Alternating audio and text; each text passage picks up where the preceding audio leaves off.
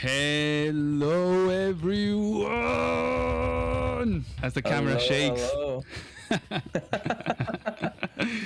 How's everyone doing, man? It feels like I haven't streamed in like years. It's probably only been like a month, but so much going on. Hope everyone's doing all right. Happy Saturday weekend. Let's freaking go. We have Double Trouble number 2. Thanks to Low Elo Nobody for hosting, a second iteration of this show match. The first one was so much fun, honestly. I have to confess I was skeptical of the format and how I was going to be able to lay it out on the screen for everyone. I thought it was going to be very tiny, but the overall feedback was really good. So let's freaking go. And praise for the people coming up with new formats on these types of show matches and tournaments, which I also want to promote one that's coming up soon from somebody else in a second. But I also want to welcome my good friend Starflash. Let's go. Thanks for being here, man. Let's go.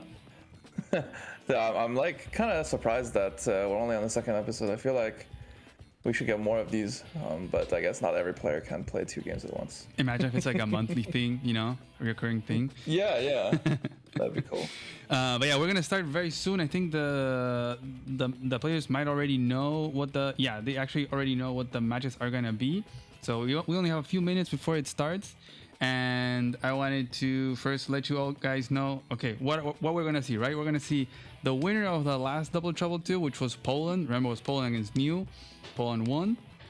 We got to I think we got only to round 2, right? At round 2, Poland ended up winning 3-1. And so we have the champion of Double Trouble 2 against the champion of APC2. We have freaking ChloeBox here. So this is going to be huge because ChloeBox and Poland do have a bit of a rivalry. So I'm very excited to see this. They both faced on APC 1 in the qualifiers, and ChloeBox got eliminated in the qualifiers. And then they were both in the same bracket in APC 2 qualifiers, but they didn't get to play against each other because Poland got eliminated by Thomas Maximus. And ChloeBox actually did end up winning the whole APC 2. Spoiler alert, it's been 6 months. Come on, guys, get over it. So yeah, we have 2 top, live players that have a lot of awards and stuff under their belts. So it's gonna be very exciting to see what we have today. We have some exciting maps. We will get to that in a second. And perhaps, Starflash, if you wanna give your predictions and thoughts while I try to get these games set up in the meantime. Yeah, I think Poland, with the experience from last time, I have a slight advantage, but Chloe is such a strong player that I don't think she's gonna struggle with something like this. Tactically, I think Chloe is slightly stronger if she's at her peak gameplay level. So I think we're gonna get a pretty exciting match overall. I hope we don't get to see some throws back and forth towards the end. But players do get really tired in this kind of format, so we'll have to see. We'll have to see how they keep up with everything. We do have some exciting maps and tiers. I wonder if they're gonna pick the COs that are exciting, or if they're gonna pick with more generic COs. But we did let a couple more exciting picks to be available just in case. Yeah. And I think we had some small maps and some big maps mixed in. They're not all super simple either, so it should create some interesting games. Yeah. I think if you were to ask me to bet on one of them, since Poland won the last one, I'll just bet on him, but I think Chloe has really, really high chances to win here. Okay, do you think we're going to get to a round 2? Or do you think it's going to be straight 2-0 first round, someone gets out? That would be exciting, I think. I would rather see the extra games, but it's easy to say that they're evenly matched and they're gonna go the long way. Mm-hmm. So I guess I'll just take the easy way out. I'll just say, I think very likely that we get even round 2, game 1, 2, and then yeah. Personally, I think I speak for the majority of the audience. We would like to see a round 2. I know we do have a round 3 possibility tiebreaker, which is gonna be exhausting. 5 matches in a row after playing like simultaneous ones is bonkers. But it would be nice to see round 2. I was thinking last night, like maybe it should be kind of a thing that they have to play the 2 rounds. But it's kind of initially like, okay, but what if the first one wins the 2 games in the round 1? It's like, okay, you're gonna play round 2, and what if the other one, like you get to an obvious tiebreaker? I don't know. It's kind of a weird setup. Maybe they should play 3 games at a time, you know, and then it's easier. No, I mean, I think if you go in with the thought that it's gonna be best of 3 or best of 5, first to 3, then you can still do the current round system, but you're forced to play the first 2 rounds in that case. Yeah, that's true. That's true. I guess we can show the maps. Actually, let me see. I think they're gonna start in 5 minutes, so we can probably look at the maps real quick, so we can predict a little bit about the CO picks. Let me see, because we have some interesting stuff, right? I guess if you're forced to play round 1 and 2, though, you could have a funny situation where it's like a 4-0. But technically, after the 3-0, you can kind of forfeit the other game. But yeah, let's look at the maps. Oh my god, I need to change these layouts. OBS. Give me 1 second. Okay, so let me show you right here. We're gonna have, I think this should work. So the first map, let's start with this one. So this one is more well known, right? Roll for Initiative. I wonder how many people in chat have played this map. I know I've played it. I know you've played it a lot, Starflash. It's pretty, it's been in the Light League for a while. Yeah. And base light with an airport, comm tower. Pretty much like the middle stuff is always contested, and it's a pretty wild map. But the wildest thing is the tier. So we're doing tier 1, but enabling Von Vault and Sensei. Which is crazy. I think it's just gonna be Sensei, right? It's base light. Like you would want to make those infantry spamming, but maybe Von Vault is very strong. I don't really know.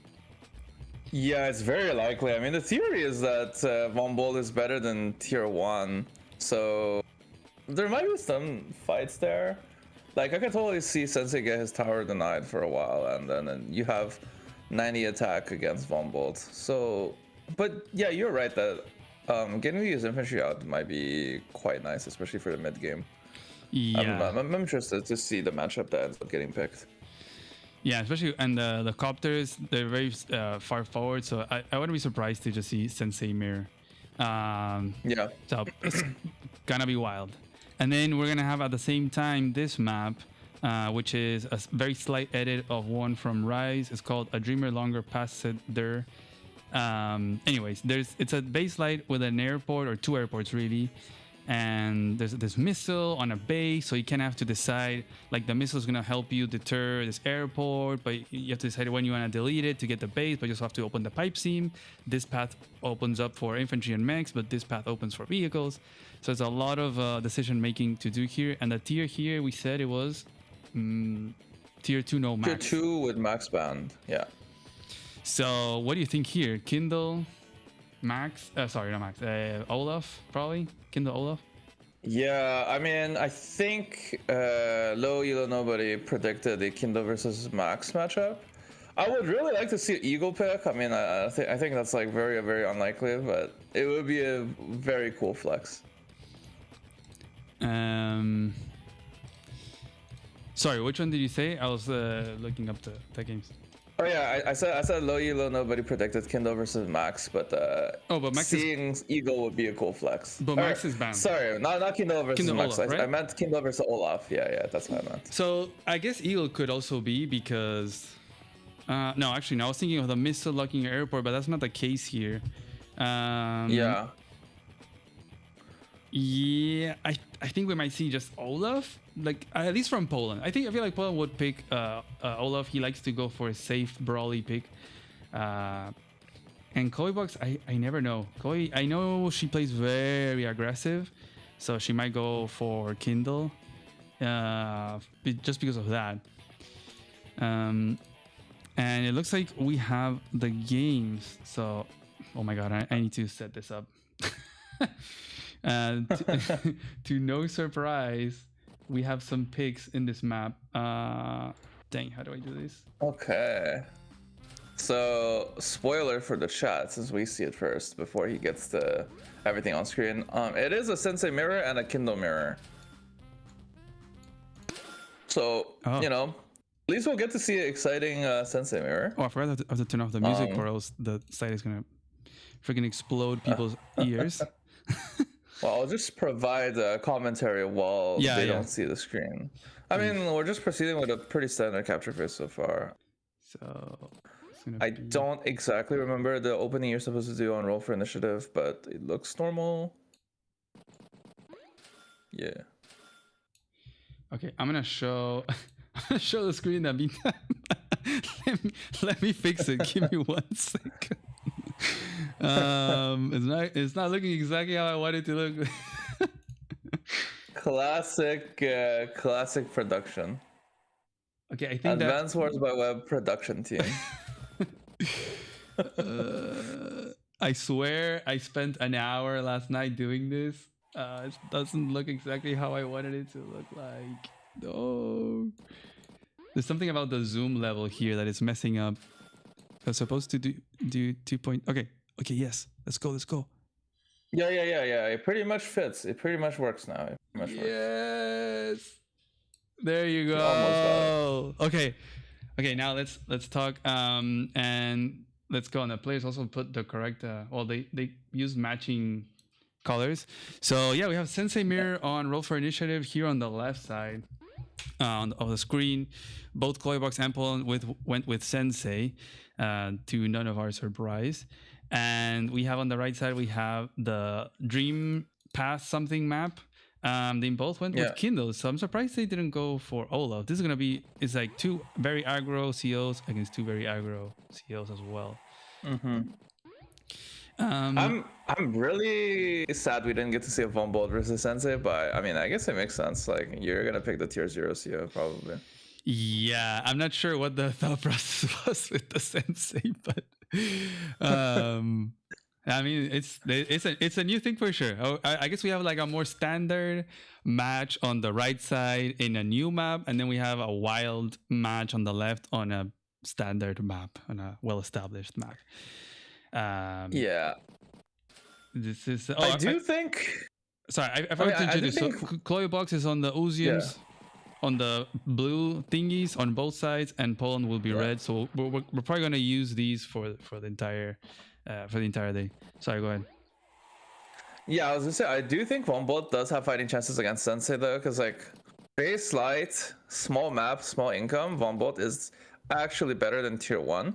So you could technically say he's also a tier 0 here. Yeah. And the chat was right that if we ghosted a couple more properties, or just any property at all, then maybe Sensei is slightly worse. But I do think Von Bolt would have been a cool pick still. Like, I don't think it's necessarily 100% Sensei here. Yeah, it's probably the safer pick, right, to pick Sensei, because that power comes super quick, and then you have 6 or 8 extra infantry to just throw at your opponent. And since it's base light, even as Von Bolt, you're going to be struggling with infantry, and it might just be a kind of unstoppable snowball. You could also remember the aspect of time here. Playing 2 games at the same time, you might want to just play something easier than super calculated positional. Wow, and they're both opening already on the right side, Starflash. So it looks like they're just going to speed run opening that base. Yeah, they're gonna set the artillery on the city and just break the pipe in 2 hits, I believe. Kindles gets. So, do you think? Do you open the path to unleash vehicles or infantry? It almost seems like, I guess that vehicle it does pay off because you get access to the center, or like aggressively towards the right side if you're Chloe, a bit quicker than the other base. But the infantry is really nice because you just are 2 turns into the middle. So I think it's funny because you could start with opening the infantry route just to get the captures out and then still open the tank path. I mean, I don't know if the artillery is necessarily needed at the front for those 2 turns that you would use to break the pipes. Right. but I'm sure they're gonna definitely shoot the pipe seam for the vehicles at the very least. Yeah, I guess that makes sense. You Another just spend thing, like 4 turns there and you yeah, just bust, and then you have options. You can do yeah, either. you break both. Yeah. Yeah. I was thinking maybe delete the missile and just build a mech there, or like a tank there, and then since you're Kindle, like, should break the pipe seam slightly faster. But I guess this way you preserve the missile and you can go for a lock on the enemy airport. Oh yeah, yeah. I actually forgot about that. You can, you might as well just open that, unleash the missile, and then yeah, you lock down this airport in the front. Yeah. Wow. Yeah, this map is kind of wild. There's a lot of options like that I hadn't even thought about. Dang. So that front airport is not as, or might not be as strong as you would think with that missile pointing, because it can stand over here pretty safely. Yeah. And it looks like Chloe went for the middle airport capture before Poland, and Poland opted to go for the capture towards the lab, which is slightly faster income. It looks like the plan is Poland is going to open AA to cover his front, so that he's not afraid of the early airports. Wonder if Chloe is also going to open AA. Yeah. It's funny because they both open AA on roll for initiative, I think. Oh no, Chloe opened tank into AA. But yeah, I just realized something. The lab is quite vulnerable on this new map. Yeah, that's something I was pointing out to Low Nobody yesterday. Like, it's very, very exposed. Like, to defend that with the infantry, you're like 3 turns away to interrupt. With a tank, you're 2 turns away. It's pretty far. So that'll definitely be a point of pressure from, for example, Poland pushing into here. It'll force a lot of reaction from Chloe, because I think it might work out, because if not, it might be a very, very like all-in center. And so you have that like corner sort of threat to kind of pull stuff away from the center. So you're gonna have this diagonal mess of a map. Yeah. And we have the first blood actually of the day. Chloe getting a hit over here, and got anti-airs locking both airports, which makes sense. You don't wanna, especially in this map, where the airport is so far forward, locking that down early on is nice. I guess you could also make a mech, and then if they send in their anti-air, you just blast the anti-air if it took out your copter. Because those Sensei mechs are gonna, I think they might just one-hit KO those anti-airs on a road. Yeah, because they have like 150 attack or something. Yeah, it's insane. It's crazy. It does. It looks like it does 8 to 9 actually without a tower. But yeah, it does look like Chloe gets the first hit. I didn't trace it all the way back to the capture phase. I think this might be a normal hit to take. Yeah, because Chloe went here instead of went here. Yeah, it's a bit of a different capture phase, but Poland would have been able to get a hit next turn.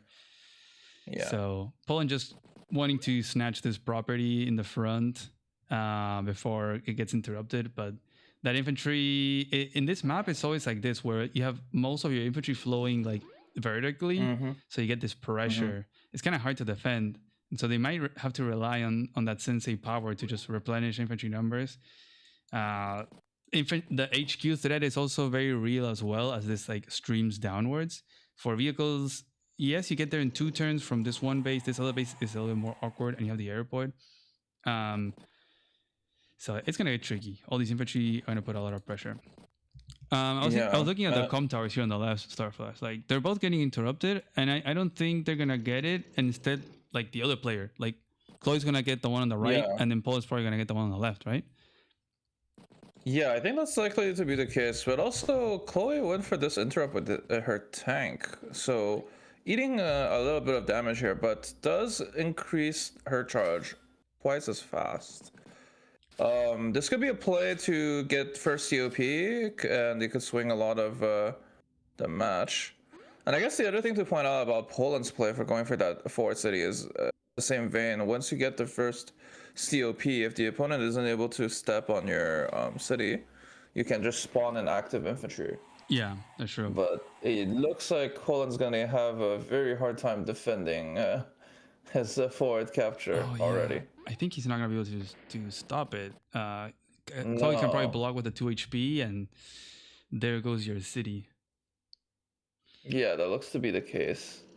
So that is fairly awkward, you know, losing a unit count and not getting any benefit off of that city. Not looking great, but at the same time, you know, Chloe's tower is undefended as well. So it's not like Poland does not have a counteroffensive. Plus, he has the early game half tank tempo now that not that Chloe sacrificed half of hers for the interrupt. So I guess it all comes down to if Chloe earlier COP is gonna matter or not. Because the rest of the board is mostly even. Oh. Also, Chloe didn't block here, so perhaps allowing Poland to interrupt the capture here? That's pretty odd. I don't know that why. is very odd. Not too sure why she would do that. Perhaps a misclick. It's also her turn on both games, so she's gotta hurry. Yeah. So I was looking if there was a line where, you know, if Poland goes for the interrupt that you can just force the HQ capture, but I think if Poland builds a B-copter, he doesn't lose the HQ. There you go. Of course, Yeah, Poland's gonna don't stop that. And we have a medium tank from Chloe. Obviously, Chloe would make a medium tank and not double tank or a copter tank infantry. Yeah. Okay, that's gonna be very interesting. As the infantry are getting bullied over here without much of a response. But yeah, that charge advantage. We'll see if Chloe like sacks this tank over here. Perhaps gets enough charge. That first power is gonna be very significant. And we see the first missile out from Chloe. So he one turn ahead to lock down that airport from Poland, and same thing here for Poland. So double missile, let's go. Yeah, so it looks kind of interesting, the medium tank, but I think it has some merits because the idea is that you're gonna have so many infantry that light vehicles might not be able to pierce all the walling. But it is also curious in the sense that they don't go for artilleries if they think infantry are gonna have a lot of effect. So I wonder what that is about. Well, just in general, right? As a sensei, yeah, sensei CO, you have a lot of infantry when the COP comes out, so maybe it's like that.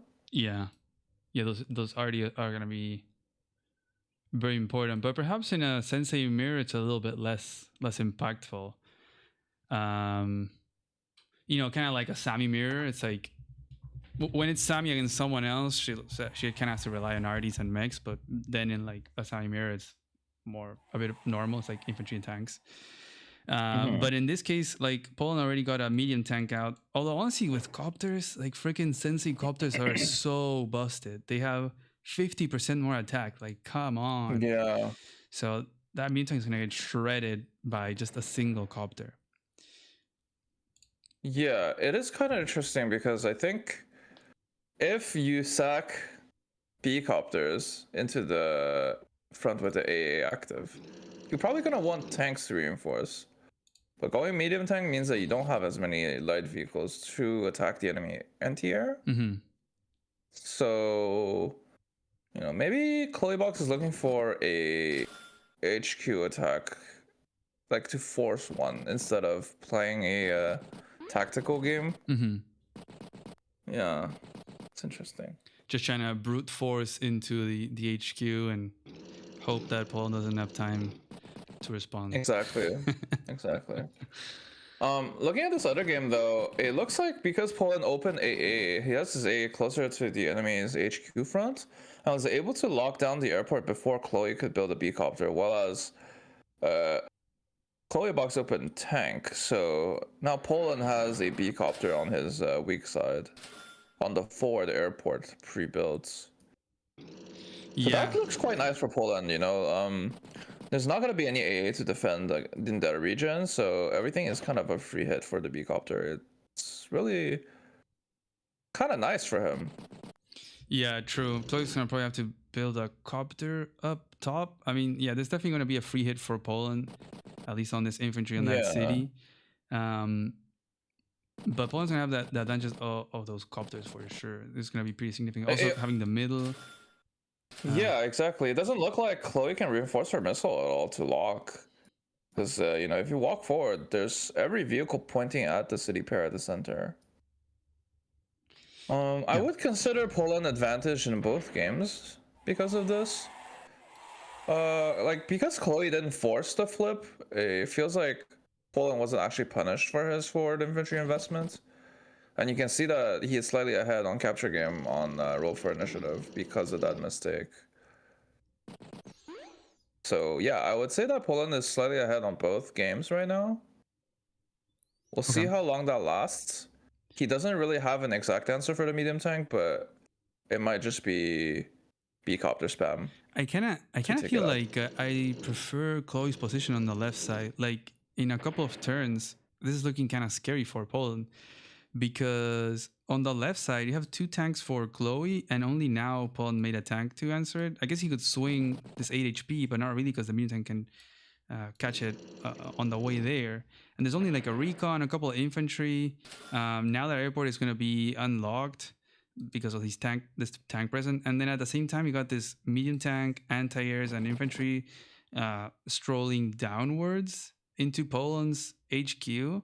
But all of this is with normal COs, because then Poland's going to activate power and he's going to have 3 extra infantry to help wall off or like shoot at ChloeBox's infantry, which will reduce the pressure on his HQ.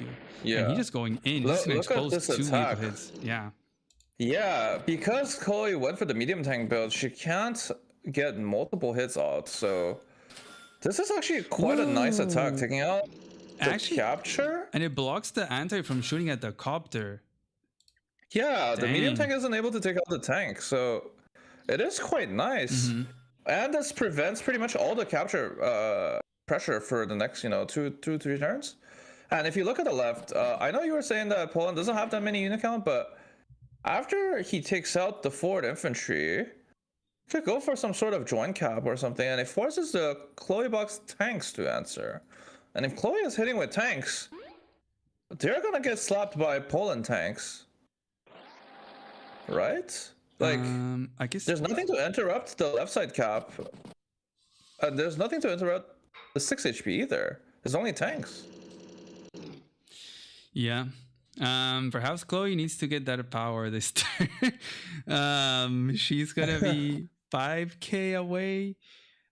So maybe you sort of sack the anti-air, or you get into one of these tank engagements, and then she gets charged, and then you get infantry to maybe shoot at these guys, stop these captures. But she has to use a tank or 2 tanks really to stop this capture in the middle. So we'll see what she decides to do. But nice blocking there also to keep the anti-air safe. Oh, it is actually still locking that airport. Damn. Okay, Poland is playing really well right now. AA is getting a ton of value. I mean, look at ChloeBox's field. It's 2 AAs, while as Poland is building Infinity B-copters. There you go. Here are the powers. Remember to move these 2 units, Chloe. But I don't feel like Chloe is gonna pop this though. Does it do anything this turn right now? Not really. I mean, do you really save the sensei power? I feel like you. Yeah, it is quite awkward because if you save, you're just looking for a super. Yeah, or I guess I don't even know if we're gonna save get charge. to a super at this point. Yeah. Yeah, sensei super. Don't recommend. Oh, there you go. There goes the power. COP. Look, so many infantry. B-copter though. Sensei is disgusting. And then on the right side, we have Poland doing his turn. He's starting the capture on ChloeBox's airport. Wow. We'll see if he can block. This is not good for Chloe. Yeah, I mean, I guess if the airport gets captured, she can just move the missile back and have it locked. But yeah, it's definitely swinging in wherever Poland wants it to go on this match. So he has all the tempo. Yeah, like I think the airport capture doesn't change much, but it does look like Poland is a very advantage on both sides. Chloe's first COP really not doing that much for her right now, and it looks like if Poland wants to counter COP, right side is not really gonna fall for quite a while. Oof. Oh yeah, he's really. Does tank and anti-air take out a tank on a road? It can. It's probably a road, but then you need to clear this info. I guess there is a chance to stop this capture of the airport. Man, what a tricky position Poland is putting Chloe into. you would need like almost a double max roll, so I don't think that's gonna be in the plans, but I don't know. Poland is getting a sizable income advantage on both sides. If you look at the Sensei mirror, Poland is going to be on 17 against 14k income, and half his properties in the front are captured, while Chloe doesn't have anything in the front for Sensei COP usage. And if you look at the right side, Poland is about to be 17 against 15 with the forward airport. So if that airport is ever unlocked, that's an extra forward B-copter that Chloe has to worry about. Yeah, it definitely forces Chloe to have that missile always pointing at that airport, and while Poland can just, drive his missile wherever he wants to in the map and help his army bring pressure anywhere. So I'm not gonna lie, this might be a very short casting day for us today. We haven't seen Poland's power on the left side though, which he just ended his turn on the right, so now he's gonna do his turn on roll for initiative, and he's gonna use his power. And there's only I think 1 or 2 new infantry that can shoot. But yeah, now we went from like in the teens of unit count, like 15, 13. Now we're up at 20 something. They just both earned like 10 units, and especially in a map like this with space light, it's pretty massive. So they're never gonna starve with infantry.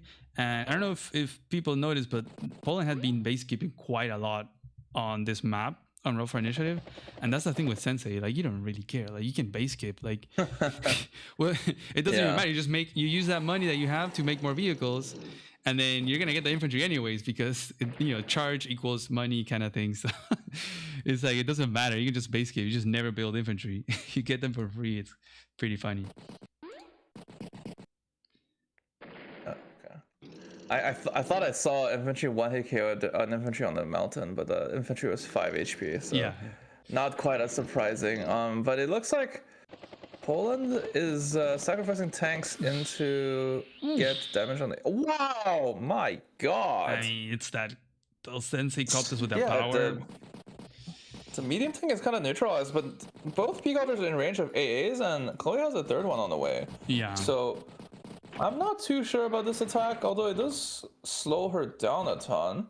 So maybe that is favorable, because Poland only cares about current tempo. He's already up income, so any type of forced brawling that doesn't allow your opponent to capture comfortably is nice for you. Also, does look like he might be able to get the left side capture over the course of the next 2-3 turns. There's still an A active next to the airport, so Chloe can't really defend very nicely. And like you said, Poland has been base skipping. He's been doing some weird builds like recon B-copter and stuff. The second recon he made. Yeah, the recons do reach the front very fast, and they can take care of infantry, so I guess maybe that's the reason. Yeah. Yeah, I guess it's that. It's like you shoot at infantry and it forces more tanks from Chloe on the left side, where Chloe's kind of struggling. Perhaps that medium tank really wasn't the build. Like, that could have been 2 tanks. It got 1 shot, right? It shot at 1 tank, and now it's taken down by 2 copters. So I don't think it got its value. It didn't even give charge to her either from this damage. No. So that can be a big problem. And that airport on the right side on the other map was actually flipped. It looks like Chloe went for the attack. There's something weird there. But yeah, we're not gonna check back. But the capture went through. So this is gonna be pretty big problem. No, this is a massive headache. If you look at the board, for the airport flip side, looks like Chloe went for the tank hit, but the tank lived on 1 HP and Poland just retreated it. Oh. But then Poland gets to hit the A from the city. Yeah. And it's a Kindle hit, so it's 140 plus 1 tower, so 150 A. Oh, so man. now ChloeBox's defense on her HQ side is crippled, but Yeah. it does look like she has a lot of pressure on the Poland HQ suddenly, so maybe there is counterplay. But with Poland locking it from that city, 158 artillery from that city to lock it down is quite nice. Yeah. But coming back to roll for initiative, the medium tank did not pay off. I think on this map on the right side, the airport flipping is gonna be. It's definitely setting up the entire match, because now Poland can put all the pressure on the left on that lab. Like this airport kind of secures your lab pretty much. Like if you're Chloe, because then you know, you have your missile, you can protect from incoming air units, but now this missile is going to be locking down that airport so it doesn't spam anything, and you can't even make your own air units. And so now your reinforcements to your lab is so awkward.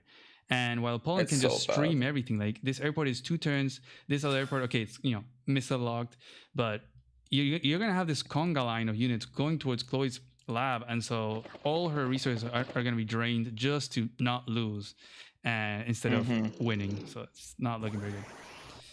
Let's see, maybe what does power do here?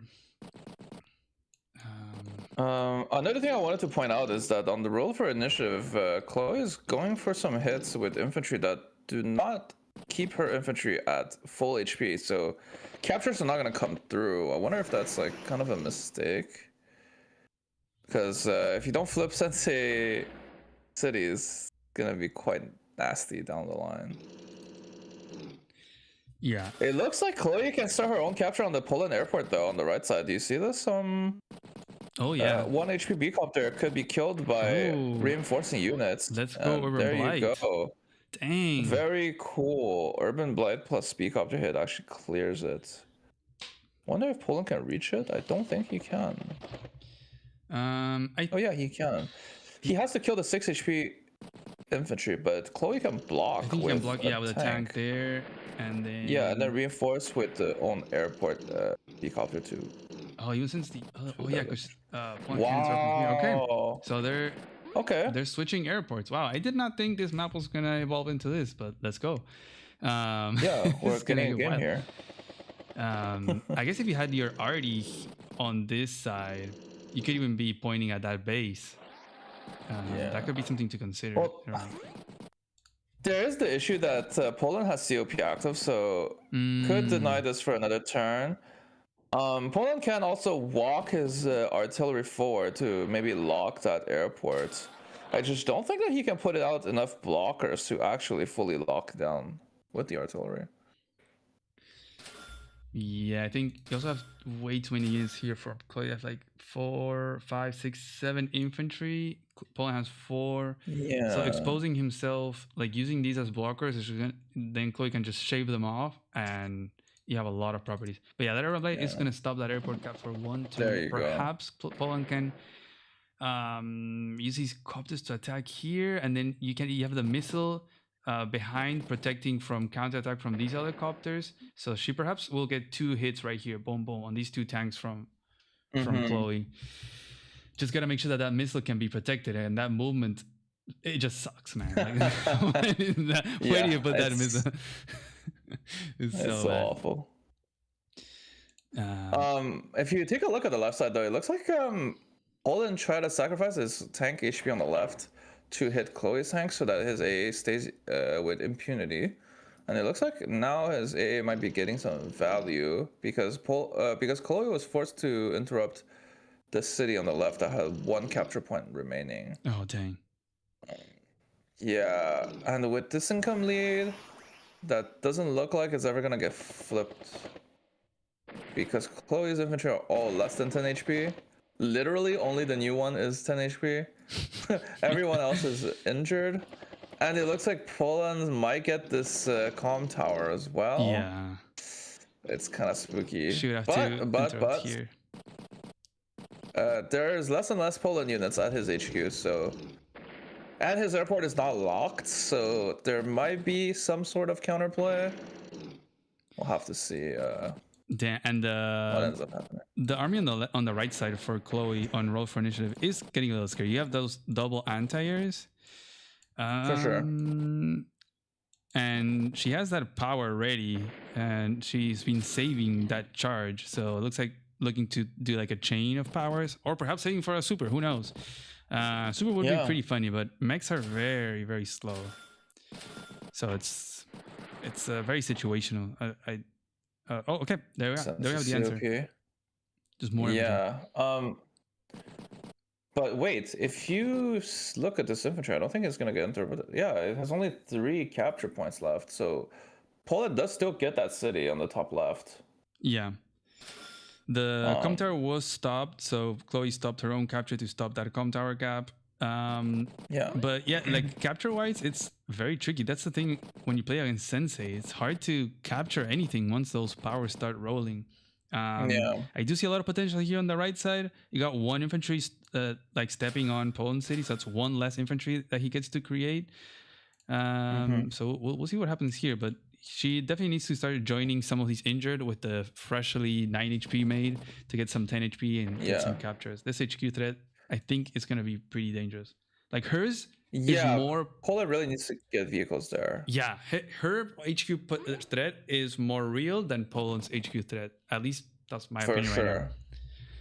For sure. Oof. Especially with the airport locked by double AA. So it's quite nasty. Yeah. And I wanna take a look at the right side board real quick. Looks like he does go for the double hit on the tanks with the B-copters, but the missile is very close. The minimum range doesn't actually protect the B-copter right next to it, but it looks like Chloe is just gonna opt to go straight into the full right side swing to take out the artillery, perhaps. But there's not enough units. Oh. So not going for the airport cap, so just going for full attack here. Dang. Is that good enough? Oh, but look at the HQ though. Oh yeah. Yeah, there's not gonna... Oh my god, is this gonna be a double Chloe HQ Double HQ cap. Yeah. Oh man. Did I speak too soon? I mean, this is kind of crazy because... It's looking quite nice though. This is literally what we were talking just now. Like, Poland actually did expose his ball of infantry and arty to protect his airport, but now they all got taken out, and now there's no unit count. So now Chloe can go and pressure that lab. Like, Poland has to go and shoot at this infantry with his tank on the right side, which is just gonna get taken out by copters. And like, this is very hard to stop now. Very, very nasty. And he made double infantry too, like last turn on the right side. So he doesn't even have vehicles to send forward right now.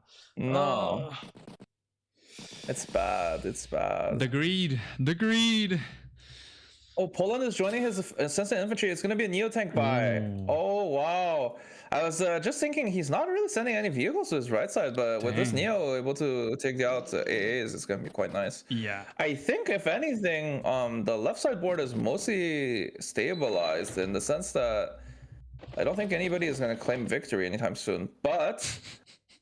You know, I still think Poland very advantage on the left side if it does get stabilized because he's up so much income. Yeah. Right side though, I think Chloe now has a very good shot at taking out the HQ. Dang, there goes that tank shooting at the infantry that was pointing at the lab. But yeah, you're right. I think the roll for initiative map on the left side has definitely stabilized. There's kind of Sensei mirror things. Hard to push when there's so many units, I guess, but Neotank is a good buy, and Chloe's gonna have to respond to that. She only has 14k. That income difference is gonna start to matter a lot.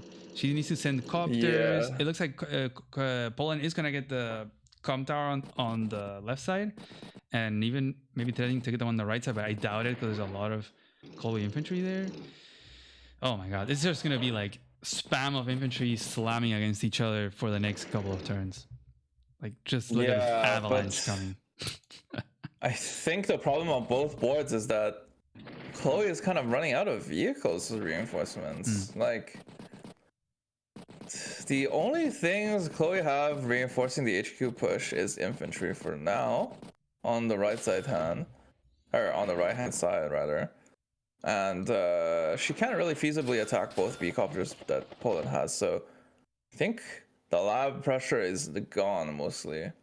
And if you look at the left side, once the Neotank gets here, what's gonna threaten it? The HQ. Man. You know, like if you do plop the Neotank on top of the HQ, Chloe is never gonna get 22k. I have to point this out, but this is crazy that they're both over 10 minutes timer on both games.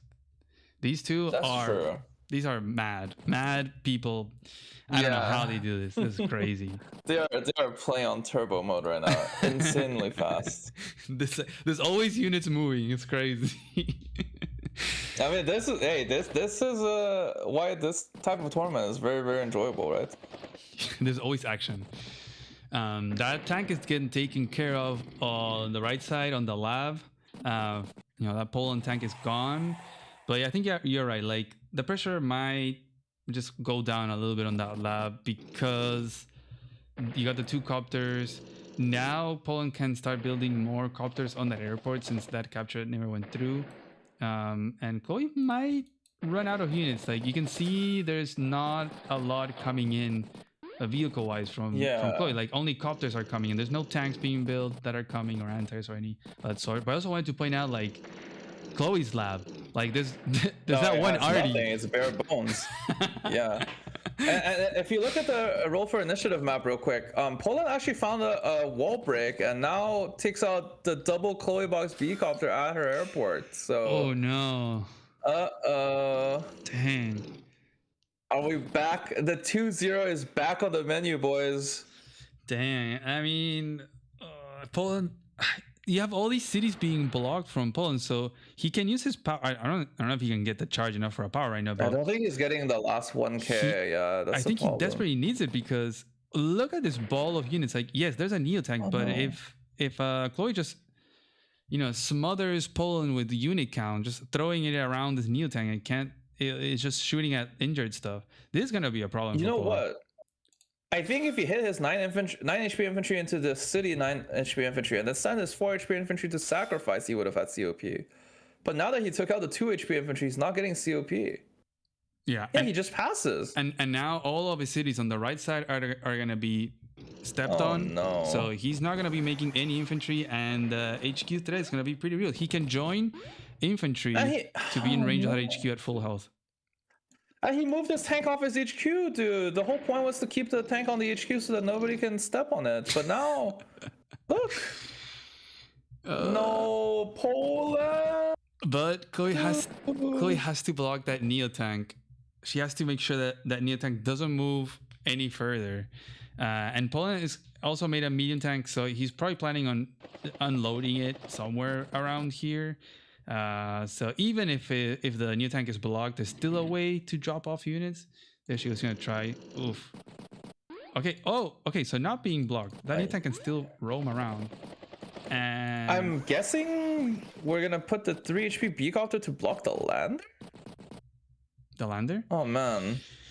Yeah. Because otherwise, Poland's gonna land the medium tank on the HQ, right? That's what I was thinking, yeah. I guess if you move the B-copter, the Neotank cannot get on that HQ. No full health infantry joined for Chloe that is in range of the HQ, so we still have a 3-turn kind of predicted HQ cap here, but we gotta wait a little bit more. That tank is neutralized at 2 HP. This is getting really tricky, but they do have timer to think about it. I think, if anything, really, though, Poland needed to get COP if he was going to move his tank off the HQ. Yeah, that was really But now that he didn't, I think he really should have just kept the tank on the HQ, though. Now it's being surrounded. It took so much damage. And on the mirror side, like Poland's HQ threat on roll for initiative is not that big, right? He joined a lot of those new infantries to get that Neo tank, which means he doesn't have that unit count. Like if you look at the unit count, it's 35 against 15. Poland has 6 infantry. ChloeBox has 23 infantry. So there's not that big of a threat on HQ. Chloe will probably just rely on using another power or just throwing vehicles and making sure that Poland's infantry are injured. She still has to be careful though. Like this, it can go out of control. Well, I think so I think there's still recourse because Poland has that one city on 0205, which is recon is sitting on. If he COPs, he gets a 9 HP infantry out of there. So he could join infantry in range of the HQ and use that 9 HP paired with a vehicle to take out the HQ infantry. And the lander is already on the left, so Chloe can't really block her HQ. And if you look at the right side now, she didn't block the lander with a 3 HP B-copter. So now the Neo gets to roam free to maybe kill a full HP AA, and she can, Poland can land the medium tank on the right side. Yep.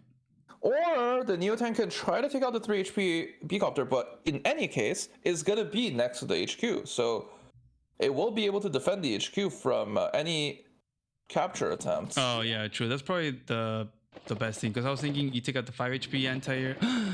No. Wow, wait, what did he kill? An he went to infantry. enable Okay. an infantry. Ooh, decisions, man. Wait, decisions. No, but he didn't move his recon, so now he doesn't get a 9 HP infantry on the top left. I mean, he can still join. There's Yeah, this he one can still too. join, but are they playing too fast? Maybe. I feel like that was a pretty major mistake. Okay, there. Okay, he still is gonna have this guy. He's gonna try to take out this. Well, that's okay. Well, on the bright side, I don't think a 1 HP sensor tank is gonna do a damage to the infantry, but you know, having an extra 9 HP infantry would be quite nice there. Okay, I guess the medium tank. Yeah, I didn't realize that the medium tank can just land next to HQ, so it can That's true. shoot That's at a true. capturing infantry. Yeah. Oh, and Chloe taps out. Chloe. Dang. Oh, GG. And no! duo. Oh no! Damn. Wow. The double resign. Wow. Yeah, I mean, it makes sense, honestly. Poland had initiative on both sides and had income leads, so it was very, very tough to fight back. And after the HQ threat is neutralized, it's very tough. Dang. I still think, though, if anything, Chloe should have really blocked the lander with the B-copter. Like you put But, it, hey. it's hard to block the lander though, right? Like you have to put it like in front and then put something on the shoal or something and then force it to go through the reefs and not reach. Yeah, not exactly sure if that was feasible, but with Poland's infantry at Chloe's HQ doorstep, like that's really why she resigned, I believe. Like that's the biggest issue, if anything. Dang. I mean, already having the medium tank next to HQ is huge because whatever captures, like she doesn't have anything to deal with a single medium tank, and not even to mention the neo tank. So these things are gonna plow through, and she was desperately having to make vehicles to respond to the HQ threat. So Poland's neo tank build by joining infantries did end up paying off. I think that early medium tank from Chloe kind of hurt her. There was a lot of early funds and vehicles that just didn't get a lot of value. So Poland definitely just had a better game there, a better sensei game perhaps on Roll for Initiative. And then on the right side, the whole airport capture was definitely what set the whole tone of the game. Damn. Yeah, for sure. I think in summary, basically on the right side, because Poland opened A and was able to quickly lock down ChloeBox's forward airport, he was able to snowball that into a lead. And on Roll for Initiative, remember the time where Chloe could have blocked off that capture? And she didn't, moving the 2 HP infantry to the forest? Oh, yeah. I think because she wasn't able to punish that early capture from Poland, once the COP is rolled around, that city was never flipped. Yeah. So that would have been huge too if she had that city. Making infantry from the city is insane. Yes.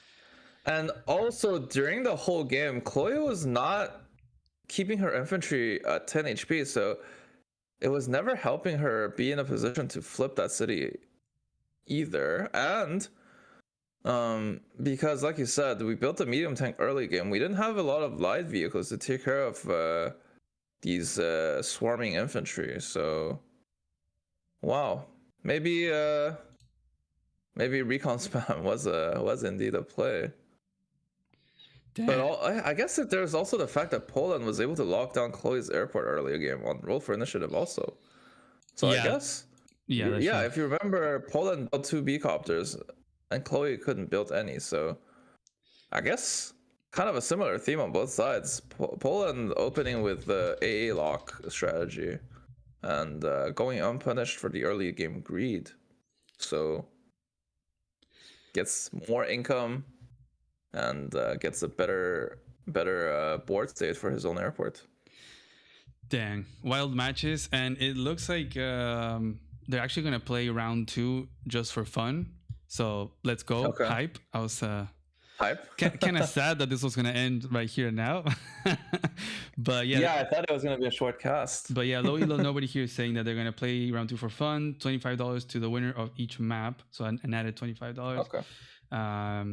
But pretty much Poland is gonna be crowned as the winner of Double Trouble 2. Like double time, the double crown, double trouble, double everything. Anyways, yeah. So while that gets set up, damn, what a game. I wonder when they're gonna. Okay, they're gonna take 5-minute breaks. So they're gonna start in a few minutes. Okay. Oof. Maybe we could look at the. I don't know if you're lagging, by the way, or you were lagging, I think, or me, but you were being a robot for a second. Oh, maybe it was Discord. I hope. I don't know. You guys let us know if you were hearing RoboCop from me. Yeah. But we have, what are our second maps? Actually, one of the maps is your map. Whoa, spoilers. Oh. Whoops. Yeah, I mean. Well, they're gonna have to start looking for your maps. Yeah, good catch. I'm not gonna show them on screen yet. Yeah. Let's save that for after the break. Okay, so what a couple of matches. This setup is crazy. I saw Kessler saying something like, "My brain is fried." I'm like, same thing, man. Same thing. Imagine watching 2 games at the same time and having to commentate and having to do OBS stuff at the same time. Yeah, it's tough. It's tough for the players and for Humita doing all the production stuff. But pretty hype. Oh, and that was a good reminder. I wanted to promote here. No sponsor, but Kessler is actually hosting a tournament, a team tournament, which actually has a really sick theme where I don't know, maybe we can put the link here on chat. I think Kessler, I can make Kessler a mod, maybe you can put the link, or I can look for it later, or because you can send it to me and I'll put it in chat. But pretty much it's like a team tournament where you don't play in teams. Like you are a team, but all the games are 1v1. And it's open for anyone can sign up to play, and then there's going to be like a drafting, like there's captains that will then select players to be on their team, and then each round is 2 weeks, so you just play one game in 2 weeks against one player, so 1v1. And then, for example, if there's 5 players in a team, there's 5 games being played essentially, right? And then however many wins that team makes, they can collect points, and then there's going to be a course of, I think it's a round robin or something of that sort, and then there's going to be an elimination bracket. I'm not super sure right now. I had read the whole structure before, and it was super cool. But yeah, if for those that are not on the tournament, that we're not aware, if you want to sign up, definitely go and sign up. I can try to look up the link actually in the meantime. Are you going to play on that tournament, Starflash? So I am going back to China mid-April or late April for 3 weeks, so I'm not exactly sure if I'm gonna be able to play, but if the timelines line up, I would like to be a team captain. That would be fun. Nice. Yeah, what about you? Aren't you available, or are you only gonna cast? I'm actually, my schedule right now is all over the place over like recently and over the next few months. So besides today's stream, I'm not sure how much else I'm gonna be able to be casting or covering or even playing. So okay. Yeah, so I probably won't be playing on the tournament. I'll try to have more time during the second half of the year, but this first half is gonna be a bit crazy. So I don't want to commit to stuff and then not being able to play, you know, or make a fool of myself playing horribly and putting like letting down my team and stuff. I'm like, nah, it's okay. maybe totally. next time. I'm trying to paste the link to the sign up, but it doesn't let me here. How do you do that? Okay, I think Semi Original might have pasted the link to the sign up. If not, feel free to do so, Semi. Oh, okay, that's the link to the video. Okay. If you have the link to the sign up doc thing, put it and then I can pin it. Letting down your team as part of the experience, says Izanagi.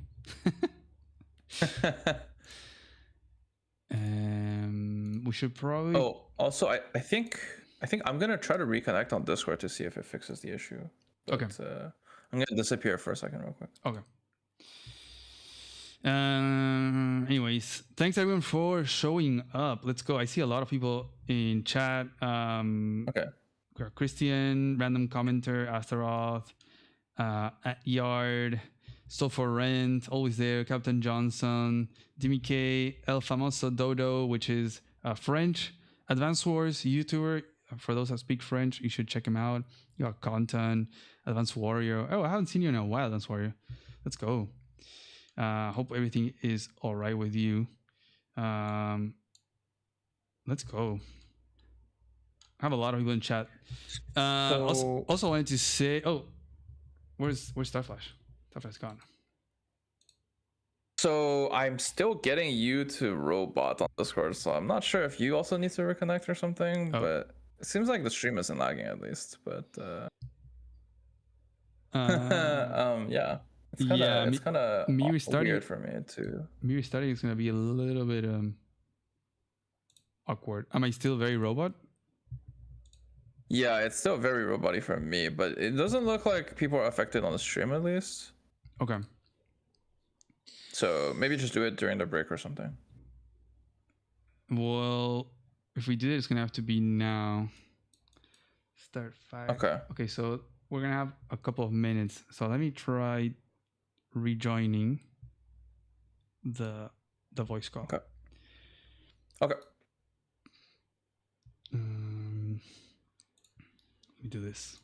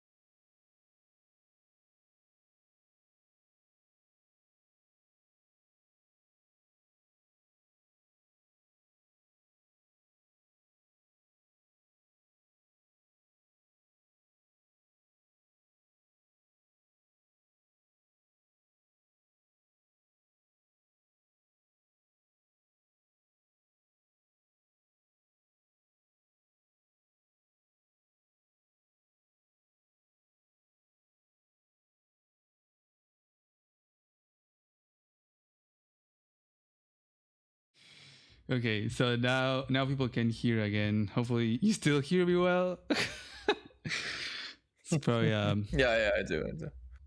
I mean, it had to be Discord because if it was my computer, then stream would also hear it like that. Yeah. So it looks like the maps have been revealed to the players. So I wanted to pull that up real quick. Awesome. So here.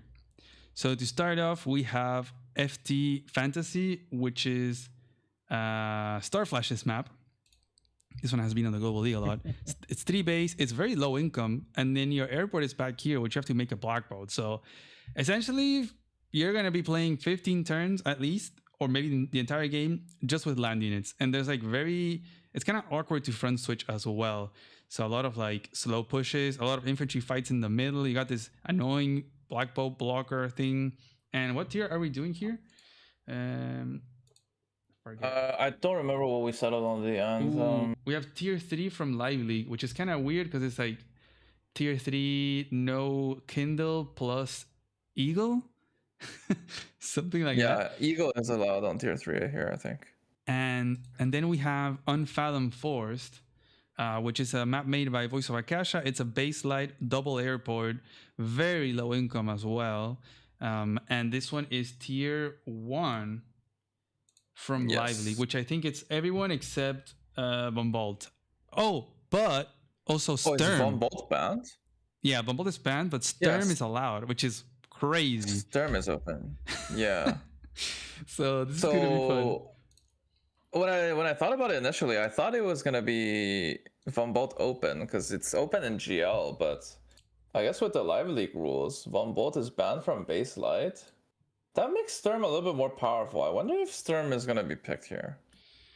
I mean, usually it's like Sasha, I feel like, here, tier 1. Just because you have more money and then you just spam copters sort of deal. I feel like Nell wouldn't be bad either. Nell with the infantry's luck rolls on the B-copters might be quite nice. There's a lot of infantry fighting in this map. Especially if you go B-copter, it's like B-copter double infantry, because I think split income is 14k. You'll end up on like 12 quite often, because you're not getting every city that you want. A lot of city get whited. So yeah, I'm very curious to see what they pick.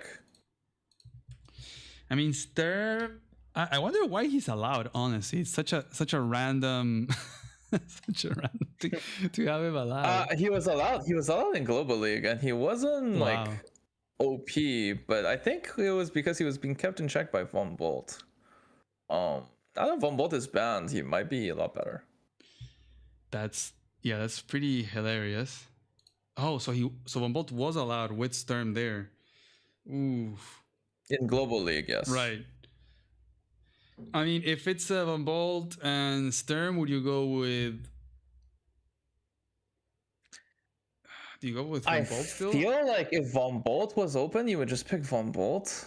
But with Von Bolt banned, I really like picking Nell. But then Nell isn't good to Sturm because of the defense.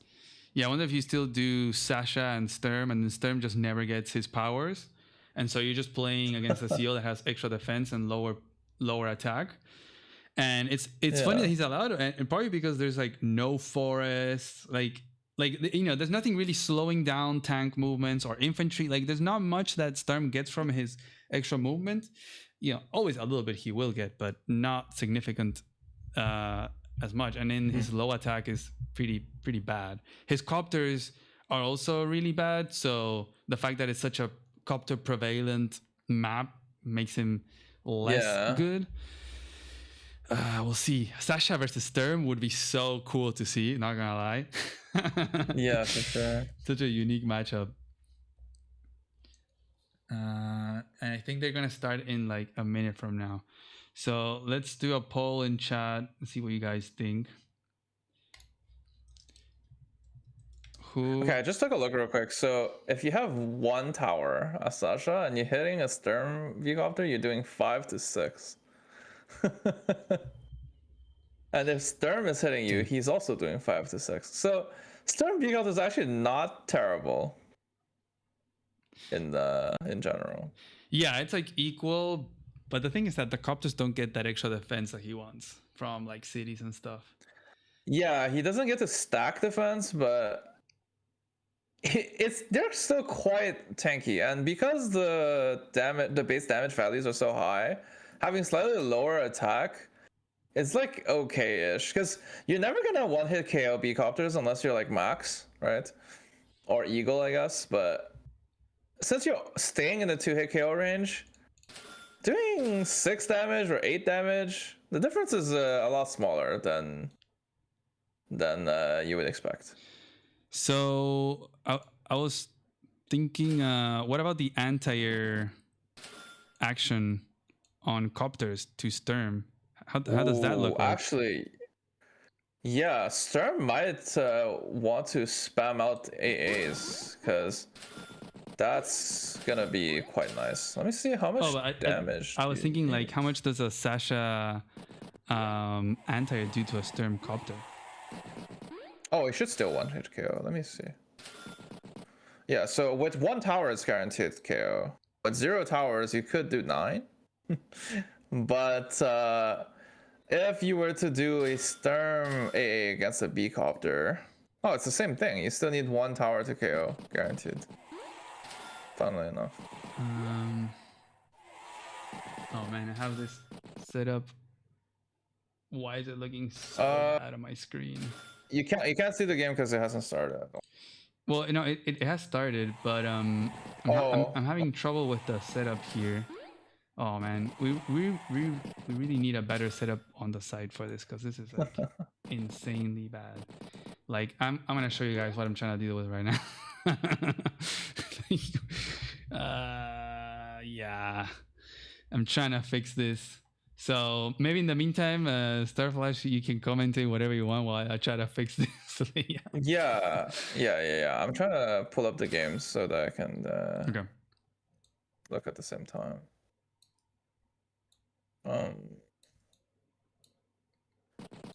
Thing is, when I do view games, it's not okay. There we go. I'm not finding the other Poland game. I guess I should have went straight to his profile. So Poland picked Sturm, and Chloe went Sasha. So that's the matchup that we did want to see. That's quite nice. And let's see what the other CO picks. Ooh, Eagle versus Eagle on 4 Fantasy. That's gonna be really interesting. I think they both picked it because it's a for fun round, but also I do think it's the optimal CO for that map in tier 3. Curious to see what it's gonna look like. Eagle versus Eagle. Looks like Poland is opening recon on Unfathom Forest. Chloe's trying to defend with a tank. I doubt that the recon is gonna land off any harass, but we'll see. Yeah, you keep going, because this is I'm struggling right now. Yeah. So I was thinking about it, and on Fathom Force, I used to say that whoever gets the income lead and can actually get out AAs usually ends up winning, because AAs can help stabilize against B-copters. So once you've won the AA arms race and B-copters are no longer forced to be chained out, that's when you can kind of stabilize. And I wonder if Poland's gonna try to play with that in mind, because he's the income guy. He does go for a base skip, oddly enough, on 7k to build a tank. I wonder if he's gonna do it back to back or not. And this is no longer a sensei game, so the infantry skips are gonna be a lot worse, especially on base lights. So I wonder if that's gonna cost them anything in the long run.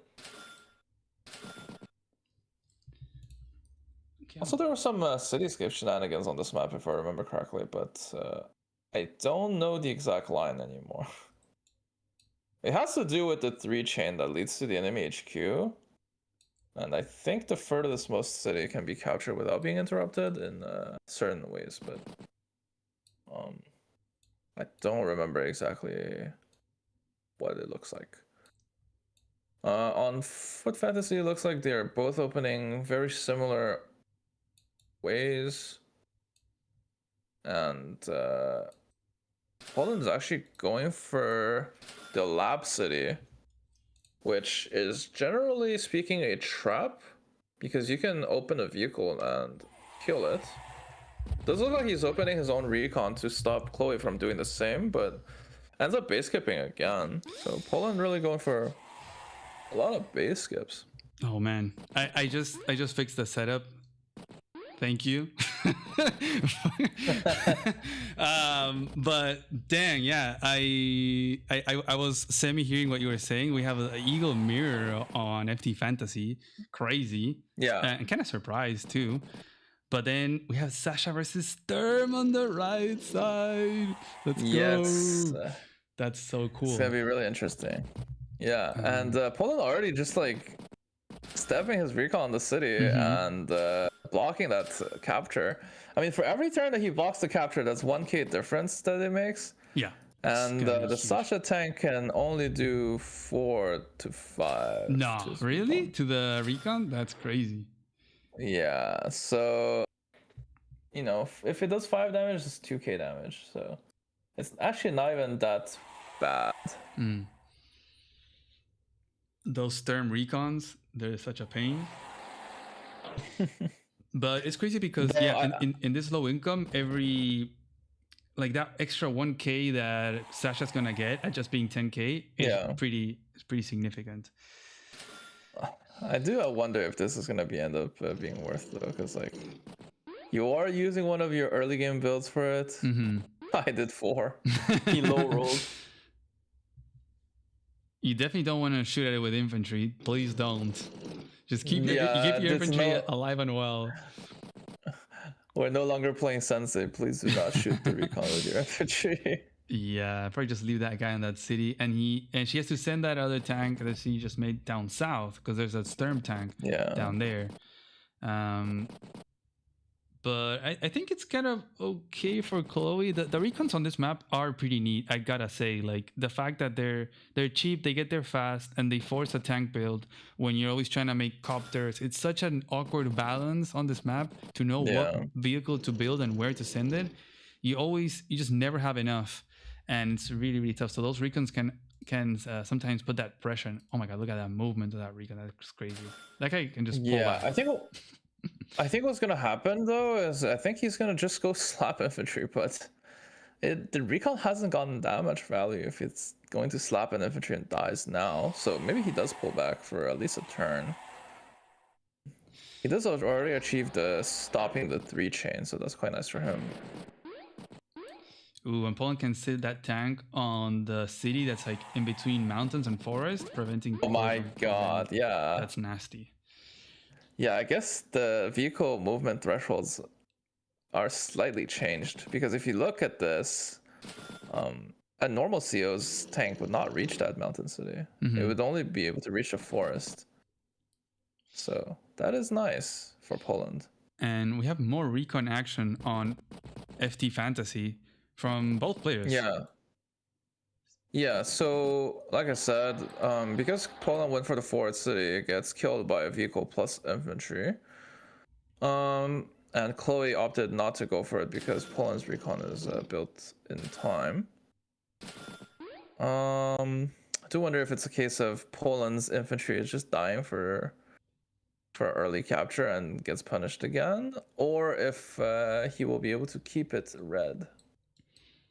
I don't know why the map keeps moving down. Let me try to refresh this. No, come on.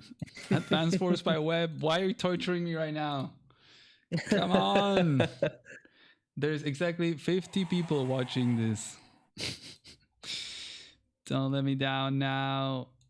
Oh man. And yesterday I literally wrote down the zoom levels of the maps so this would work out, and it's not working exactly as I would have wanted. Oh my god, I'm gonna have to fix this again. This is so annoying. Ooh, okay, let me see. I guess I'll keep doing some solo commentary. It looks like on Unfathomed Forest, Chloe is going to try to contest the bottom right captures, but the thing is, Poland has a tank and a recon already in range, so I wonder if the infantry is going to die in vain. But the thing is, Because Poland didn't block the mountain city, she could have went for it. She opted not to, which makes sense against potential interrupt from the mountains. And now routing 2 tanks down. I don't like that Chloe is going for that center city because it's in range of the bottom airport from Poland. It's gonna be harder to reinforce with her own units. Plus, it's in range of it's like both recons. Certain recons can reach, and there's also still the middle infantry that can reach. Chloe has 3 tanks, and Poland only has 1 tank because he built 2 recons. And it does look like after this set of captures are traded, Chloe is going to be up income. Not just because she's Sasha, but just up income in general. Okay, fixed. Come on, people. No one's chatting. I'm here sweating my butt off with these stupid OBS settings. Come on, man. What is this? Dang. Okay. So yeah. So Poland should be losing that city, right? On the bottom right of FD Fantasy. Yeah, I do think so. There's like no infantry after that. Recon getting a poke there. I'm sure he's just gonna sack this 7 HP infantry to stop that for a turn. Probably take out the recon from the city. So he might be able to stop it actually. Make it kind of awkward. It's a funny thing because if Chloe doesn't block for her recon, the center tank can swing and kill the recon as well. Also, now that Poland has a tank in the center, he can kind of stop Chloe from getting her center city. Yeah, true. And this all comes back to when he base skipped at one time. So he gets the tank slightly earlier. Oh, he base skipped to get an earlier tank. Okay. Yeah, so he base skipped to get recon tank base skip that one turn. And now because of that, the tank is in the center a turn earlier. And threatening multiple things. So quite nice. Also, Chloe, look at this little tank movement. So just moving it one tail out of the base, so it like covers the 2 infantry, but not the recon. But to be flexible to send it towards the middle, a bit of an odd decision there, I think, because she's not gonna make a tank on the middle. Then are you gonna make it on the side? Probably. Yeah, it's quite awkward. I feel like you would rather just build like a vehicle or a mech from the middle instead. It's quite awkward. And then on the other map, on the right side, we have Sturm just going crazy, man, just shooting at everything. Even the 6 HP recon now getting some damage there in the middle, stopping that capture. But ChloeBox's tank on the top is going to be uncontested for at least a turn. It'll get a poke. We'll see. Oh, actually, no, for maybe 2 turns because Poland just already made his copter, so he cannot make a copter now on that top area. Yeah. I mean, like I said, it's quite awkward for Poland because he's facing 3 tanks with only 1 of his own because of the recon builds. And it's exposed too. So ChloeBox is going to get some big hits here. Probably take out the recon and tank on the bottom, or just the tank and then finish off the 5 HP in the middle. I'm not sure what exactly to go for here. Oh no, Chloe didn't block the tank in the middle. So Poland's going to hit the 9 HP tank, 9 HP recon with his tank. Yeah. And then you can maybe look for a 2-hit KO on the infantry? Well, it's not going to kill, but it's quite a nice interrupt. Yeah, or shoot at both. Maybe use a 7 HP to stop the capture and use the other tank to hit the forest infantry, and then...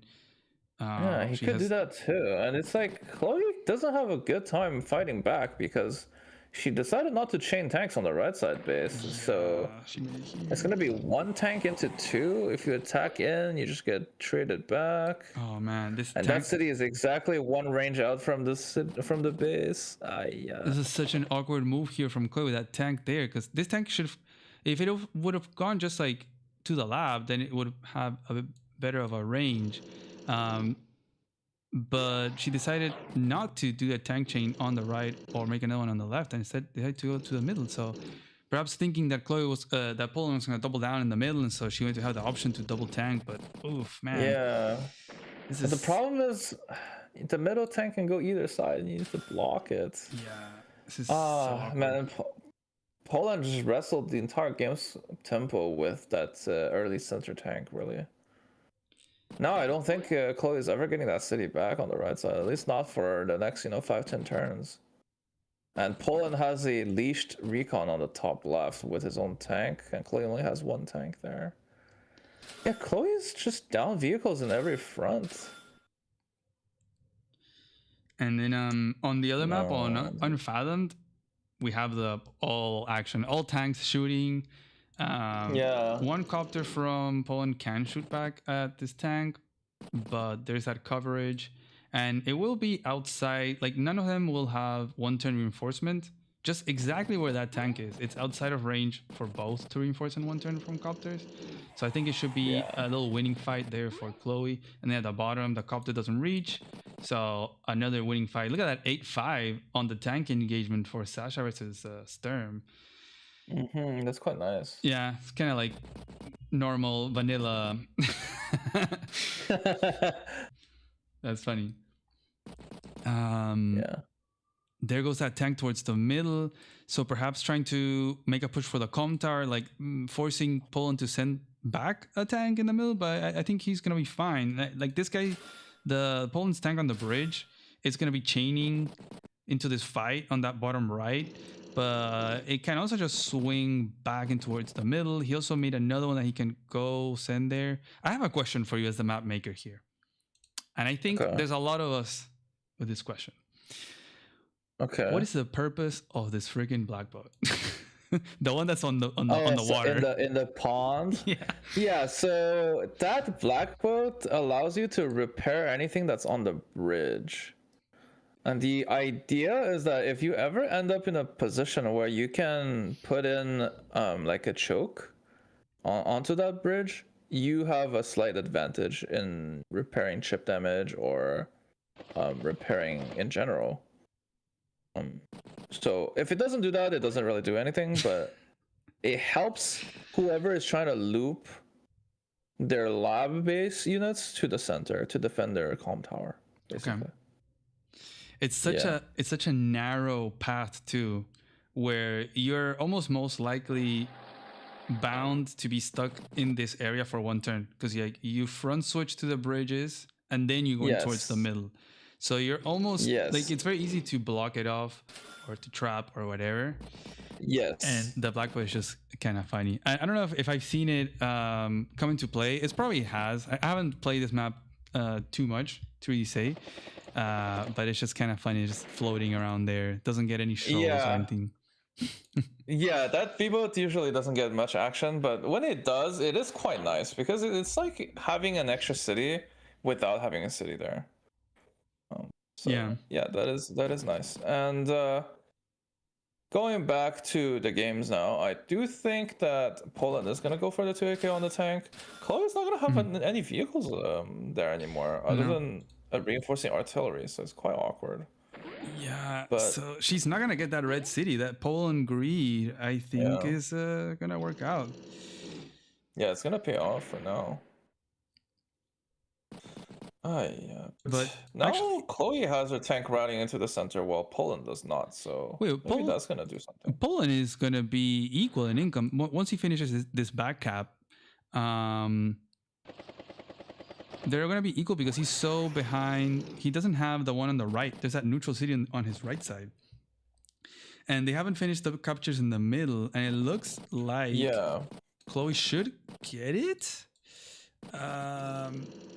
Well, it's just that Poland went for the contested cities and his back caps are still neutral, while as ChloeBox went for the secure cities and has her contested neutral.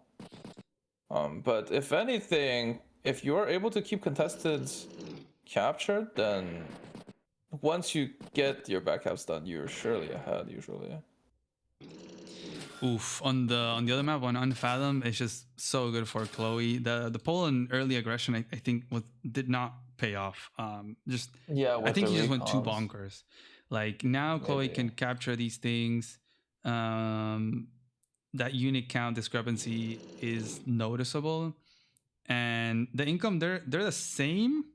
So Chloe's actually behind one property than Poland. Yeah. So she's gonna have to capture stuff. But you got the copter engagement here, retaliating against the tank hit. There's no tanks here. Now there's an anti-air as well from Chloe, and she has 2 tanks in that Yeah. area. So and the only tank from Poland has been dealt with. The recons are gone as well. So this is super locked down for Chloe. She should be able to dominate that like bottom right area, Yeah. and she'll be able to get those captures. Yeah, Poland is really behind in vehicles on both fronts, so that's going to be like a very, very problematic situation. ChloeBox is going to be able to reclaim income lead after corners flip from the vehicle pressure, so I'm not too worried. It looks like on 4 Fantasy, Poland gave a forest hit to City on the left front and did not buy tanks there, so... True.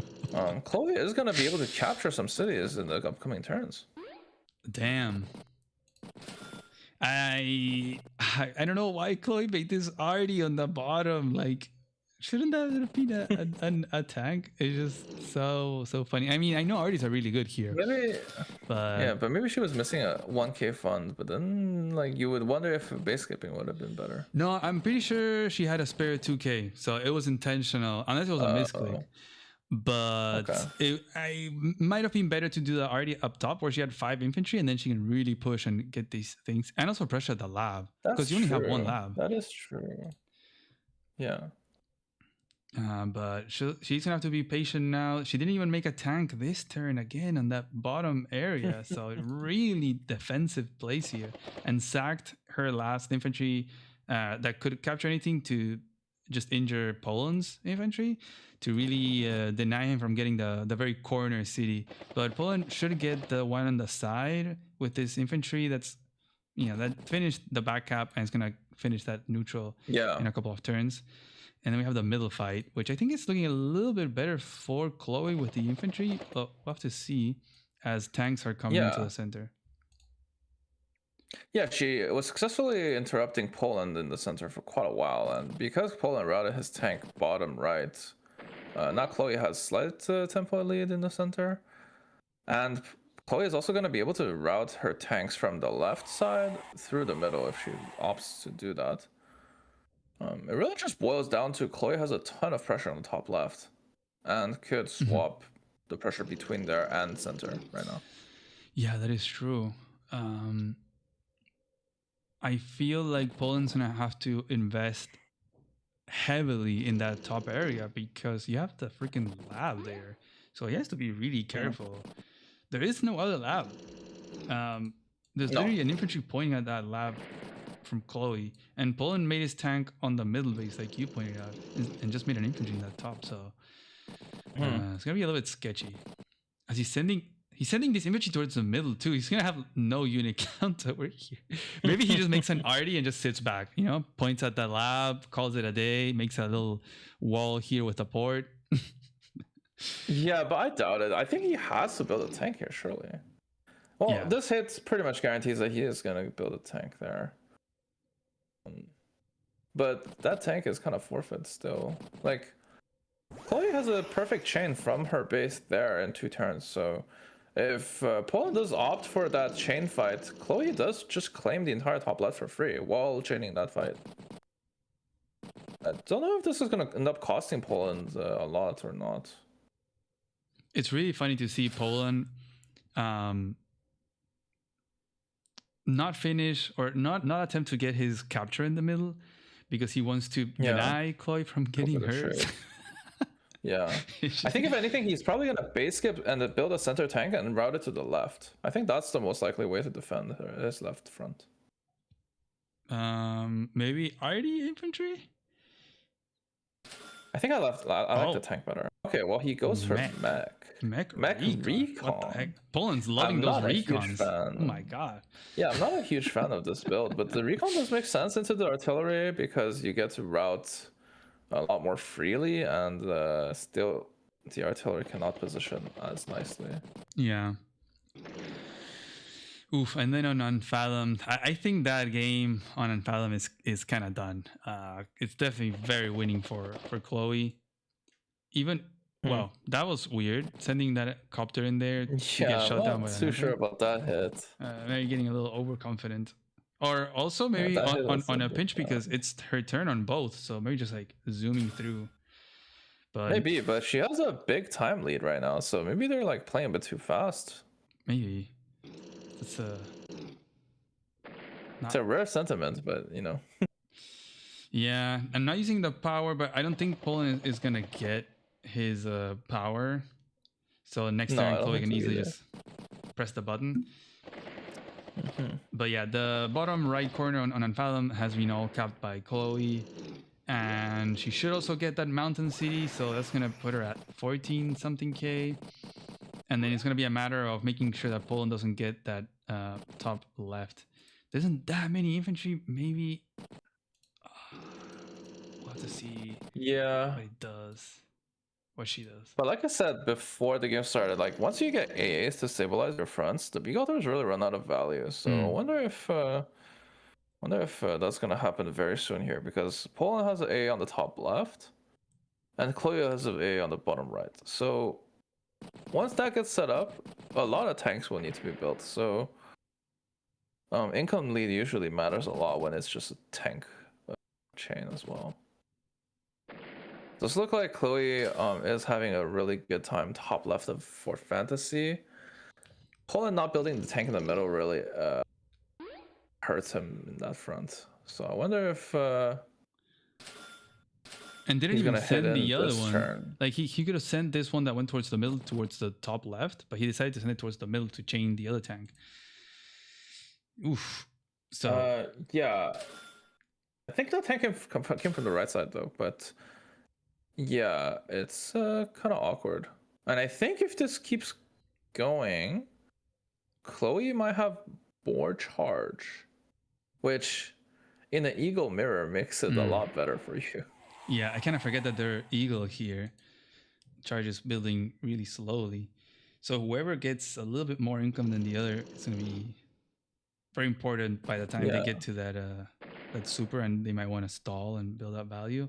But I doubt it with these settings. Yeah, these tank engagements. I mean, the super is gonna come online in like 2 or 3 turns here, especially with these fights happening. But Poland chaining his tank into the left side front, it just feels like suicide. Right? Chloe doesn't have a tank to support this, so it looks like Chloe just like shot at an infantry.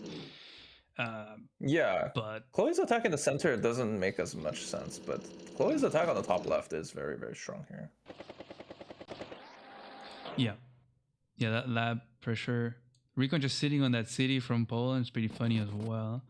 I wonder if now he just shoots at an infantry from the road, from the forest onto the road. I doubt it. I think he might, but I doubt it. Okay. From the road. Because I was gonna say the 5 and the 6 HP tank can hit it. Yeah. While the 10 HP tank hits the other tank, so it's not as great of a trade. And once you step off that city, Chloe kind of gets to capture it for free. So not sure. And then on Unfathomed, there's something tricky here decision-wise for Chloe, because that anti is super powerful, but it kind of had to decide whether it wants to be down south or up at the north. And it was very much needed at the north, but at the south it was locking down the airport. And so Poland here kind of forcing Chloe to decide what to do with it.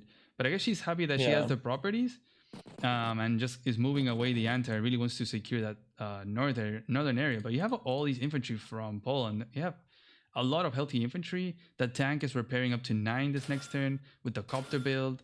So this could be a big threat onto the properties that Chloe just got on that corner. Something to keep in mind there for Chloe.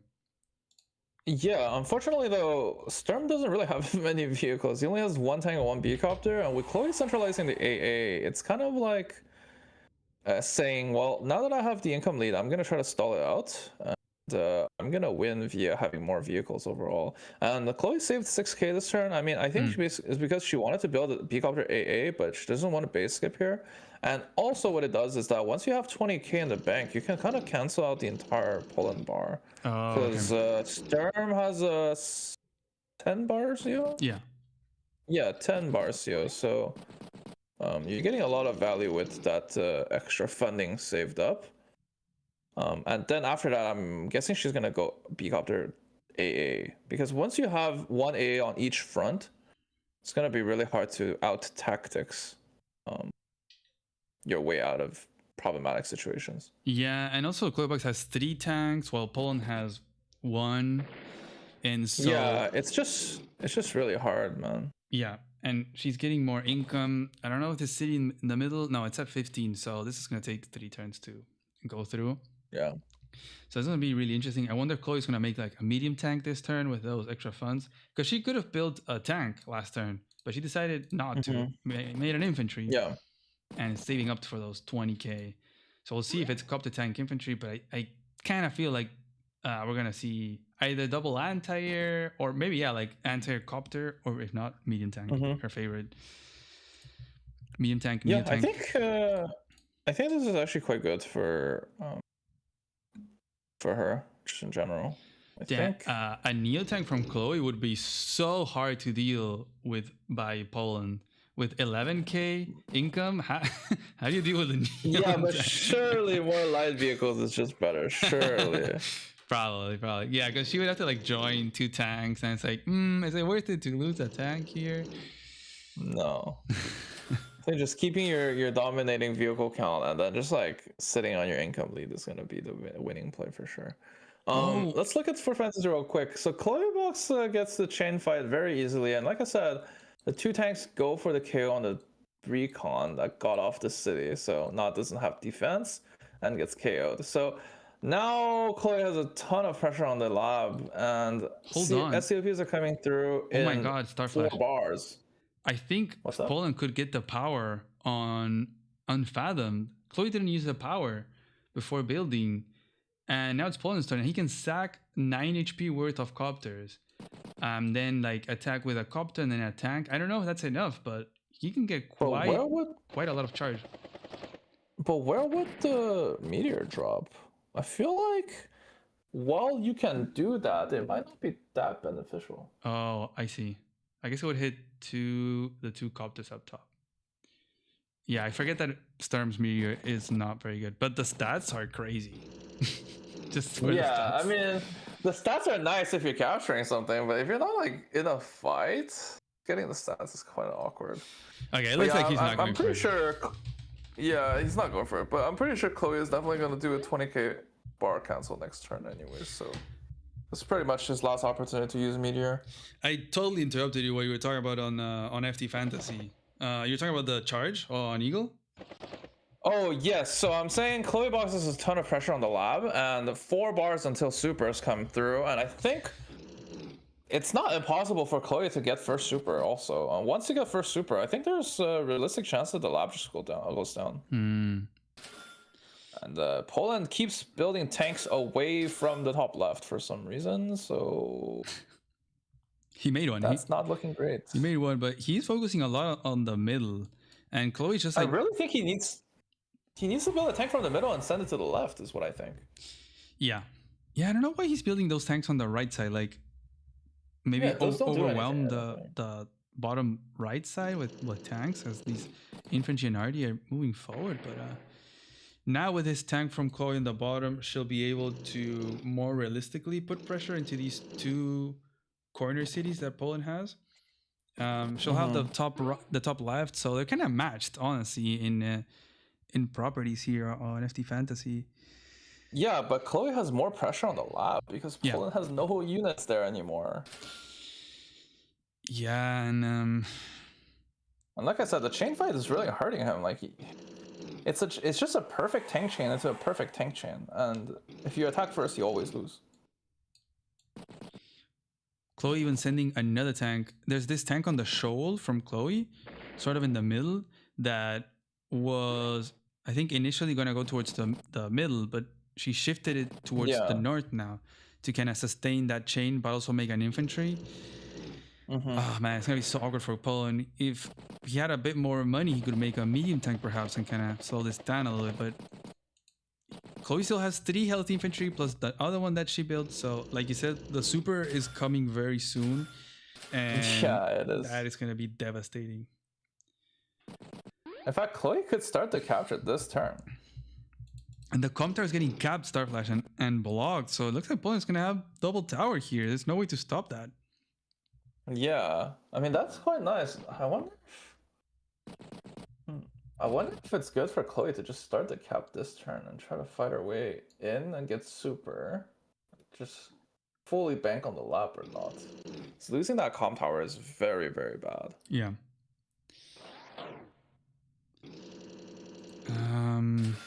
This is where it gets really tricky because Chloe is obviously not gonna get her super this turn, but there's the threat of like depends what she does.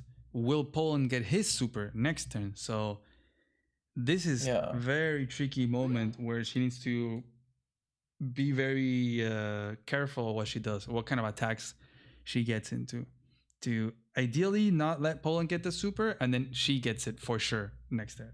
Because it's right here. We're right there with the super. So I think as long as Chloe doesn't full attack in anywhere else but top left, there's not going to be a super coming from Poland. So what I think is going to happen is the full HP tank that's reinforcing is going to kill the 10 HP infantry on the lab. The forest tank is going to hit the full HP tank from the top right. She's going to clear the 3 HP infantry with her 9 HP infantry. Wait. Oh! If she COPs here, I think she can finish the lab. I think she can force the lab cap this turn. Wait, look, what? Look. That's exactly the attack I was looking at. Why the power? But I think for defense. No way. But I think Poland can still interrupt. No, she should have sacked the 3 HP infantry. Wait, it's at 1 HP. Oh my god, she got the roll. But she needs to delete everything. I think Poland just can't get the charge in general. So the thing is, I think this was played slightly suboptimally. That's hilarious.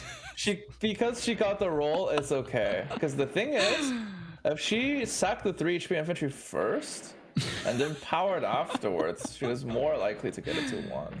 But yes, my god, that's so does guarantee. funny. That's so funny. This does guarantee the HQ.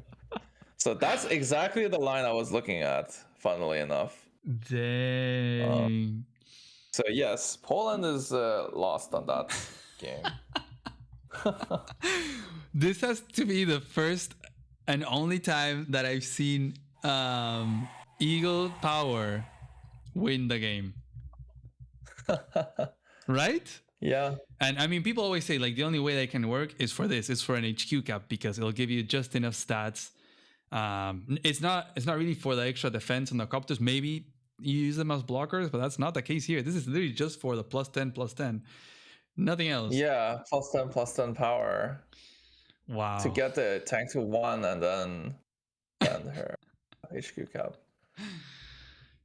But I mean, it's not looking good for Poland on the other map either. So I think this is gonna be a 2-0 sweep from Chloe on this set at least. It does look like it's gonna be a 2-0. Wow. Yeah. Isn't it funny though that as I was talking about that play, COP gets fired? I'm glad that we caught it at the right time. That's really funny, yeah. Dang, I didn't even think about that. That's wild. Was it a roll to bring the tank down to 1 HP? I believe so. That's why I was talking about maybe sending the 3 HP infantry to sack first. Okay. It should give you slightly higher odds, but I mean, just the play in general is probably good enough.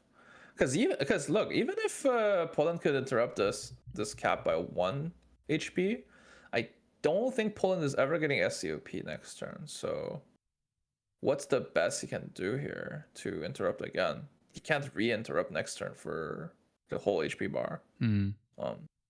So I guess either way, it was gonna be forced victory in maximum 3 turns. Damn, that was crazy.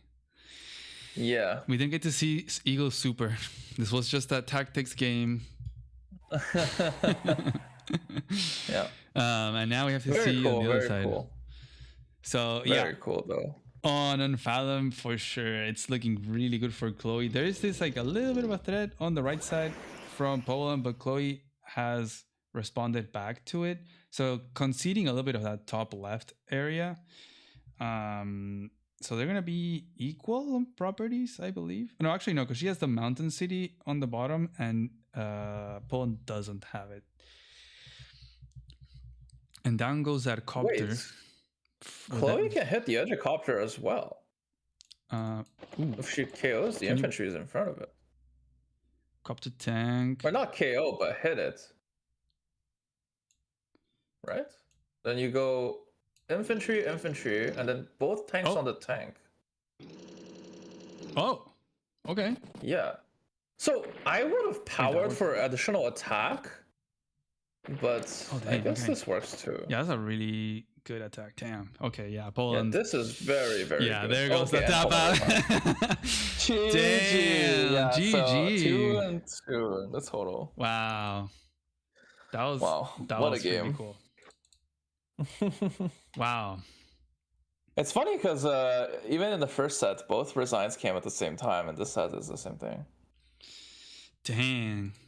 What a set of games. And yeah, for those maybe catching it right now, this is the winner has already been determined. It is Poland because he won 2-0 in the first one. They just played right now the second round because for fun, for an extra $25 per win. So I think they're pretty much gonna get equal money.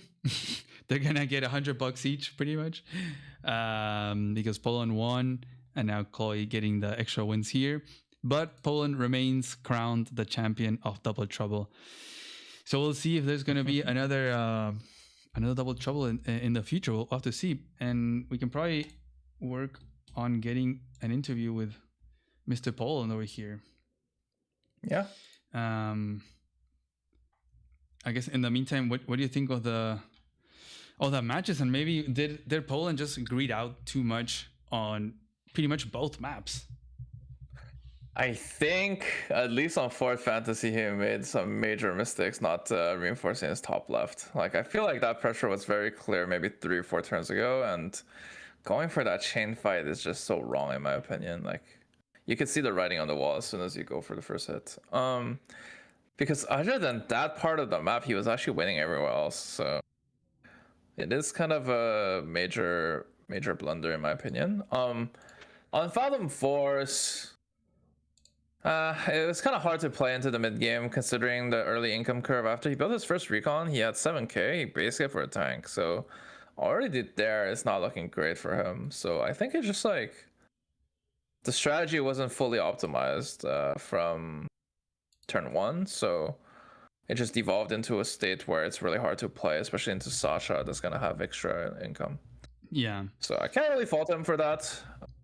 It's hard to prep for a Sturm opening, to be exact, when you're kind of improvising. I'm glad he picked Sturm just to have some different COs. Yeah. But yeah, Fourth Fantasy was definitely a blunder in my opinion.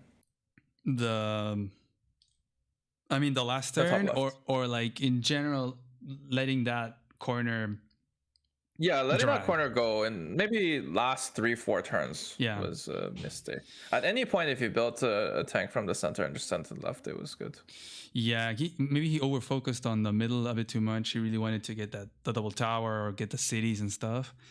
But yeah, letting the lab go, oof, man. Even like an Artie and sitting it, like I was saying, like very cowardly defensively, that could have worked as well. Just make a wall, 2 infantry, stick an Artie on the road, and you're good. But dang, yeah, the greediness, the Poland greediness of income ended up biting him in the butt in these 2 games at least. Because in the other 2, in the first 2, he actually was playing insane and he got very solid wins. But I think it's nice that we got to see 2-0 and then another 2-0, kind of to show that they're both incredibly good, and it's just a matter of if you play more games, it really shows that they're very, very similar in strength, and they play very differently as well. But not to show like, oh, it's just a 2-0, like Poland just beats Chloe all the time. Like, hold on. Let them play. Hold up. Let them play a couple more games, and you're gonna see it's gonna be very even. So I think that's really cool. Yeah. We'll see. I sent an invite over to Poland. See if he is gonna join.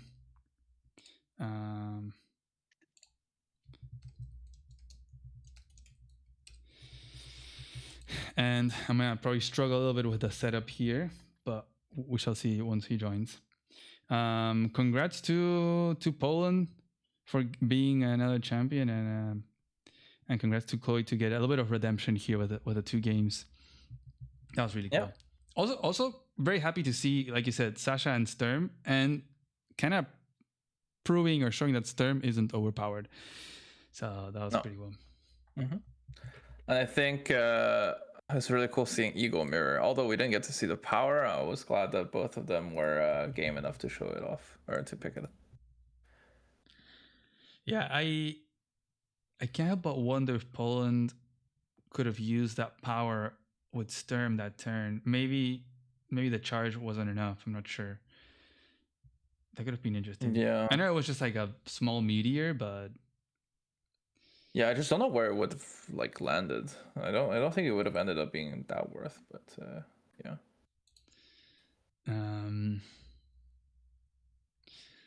Dang. Well, what do you guys in chat think of all this? The setup, the maps, the tiers.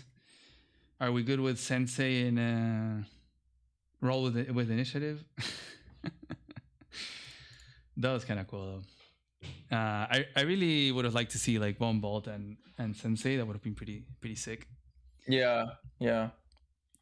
I do think even the Sensei mirror ended up being pretty nice though. But yeah. Oh my god. Oh, what is that? Oh my god, Paul, and you're breaking everything. Poland's mic. Yeah, Poland's mic is was ear raping us. Paul, you're breaking everything. Oh, he left. Okay. I don't know if you kicked him or he left, but No, I lowered his volume. Okay. Technical difficulties. I did end up hearing him when he asked if we could hear him, but maybe try to speak again. Okay, Poland is back here. You're muted. Try unmuting yourself. Yeah, you're muted currently. I think he has the noise because you can see his little bubble all green.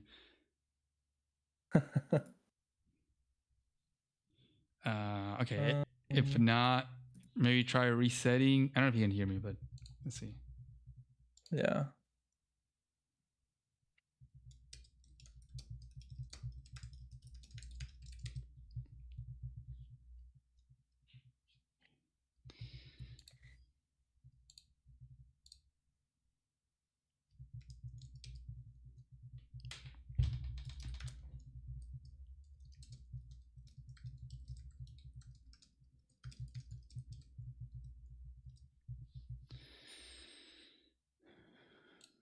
Okay, come on, Poland.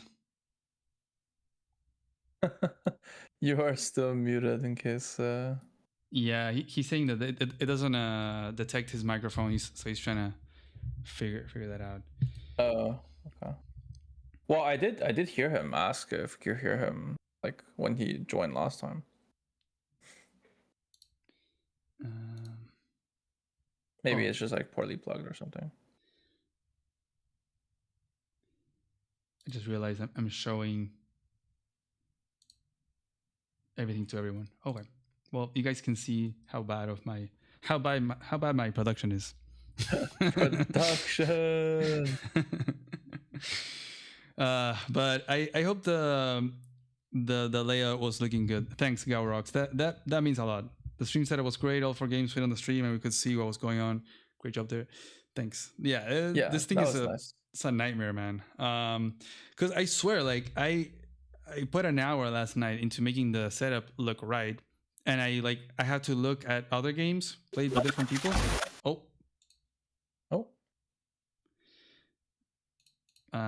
He deafened. Yeah, I don't know what's going on with his microphone.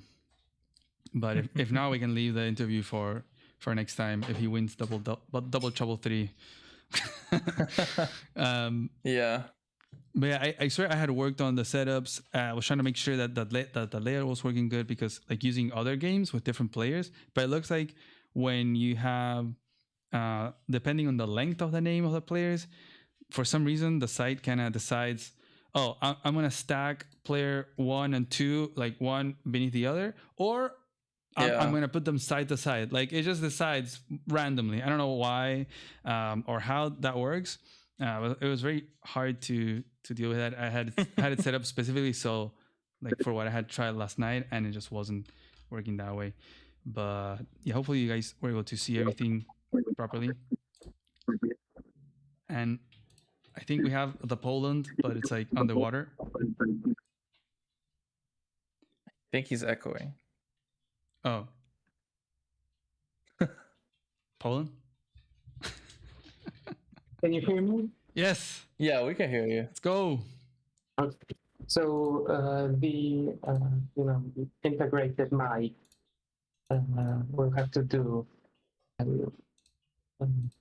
hope the quality isn't too bad. Yeah, it's okay. I think we can hear you just fine. So this was interesting couple of games.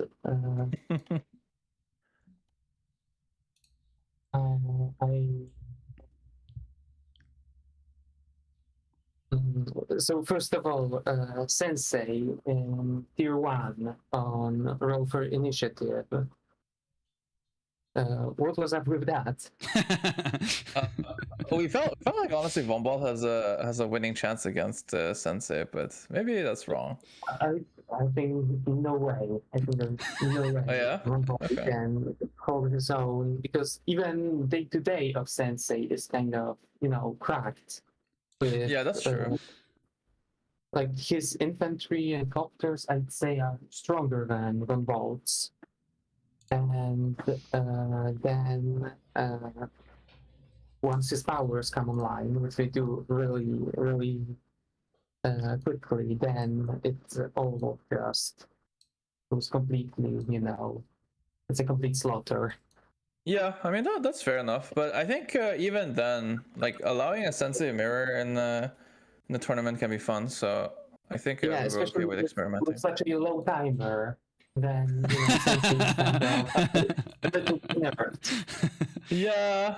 Hey, look. But then you both picked the Eagle in the second match. So. Yeah. The Eagle is like super nerfed, extremely nerfed.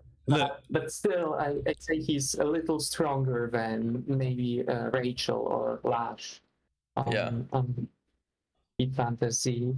But he definitely would be very hard to use optimally, let's say. Look, you can send all your complaints to the organizer, Ilo Nobody. I'm just gonna say we did our best in advising the maps and stuff, but the final decision.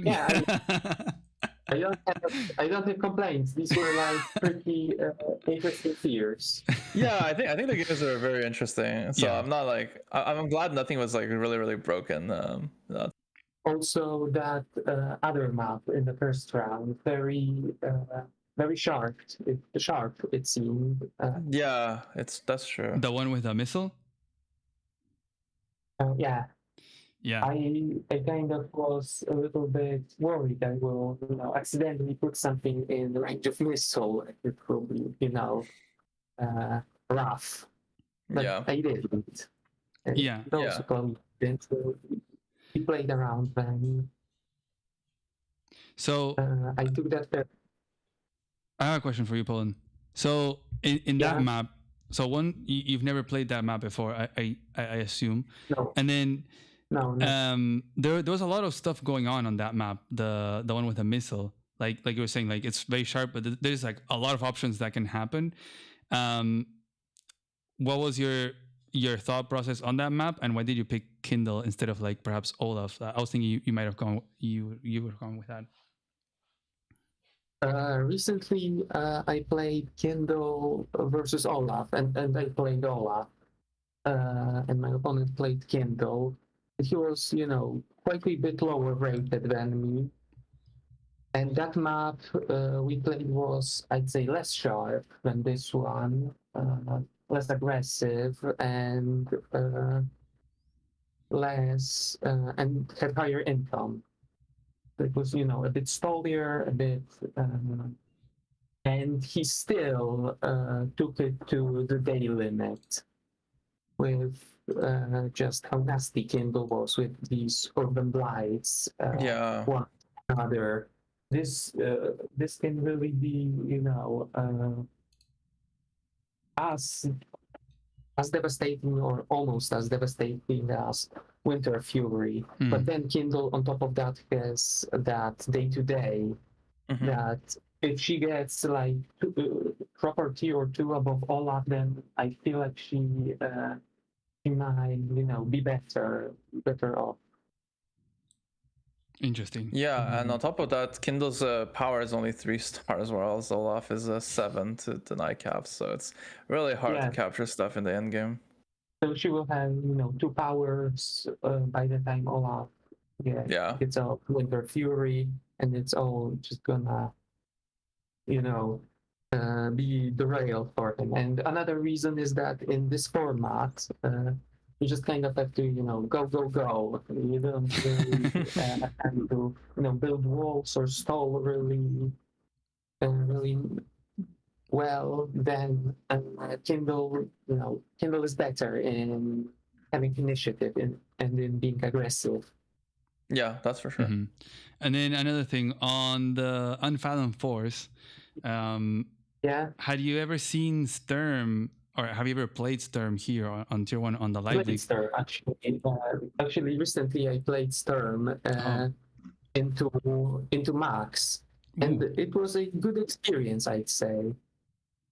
So I had, good experience with Sturm, but it kind of turns out that, extra income from Sasha is really good, and she, can turn into Von Bolt for a few turns. And cancel his meteor. So it just kind of, threw me off a little.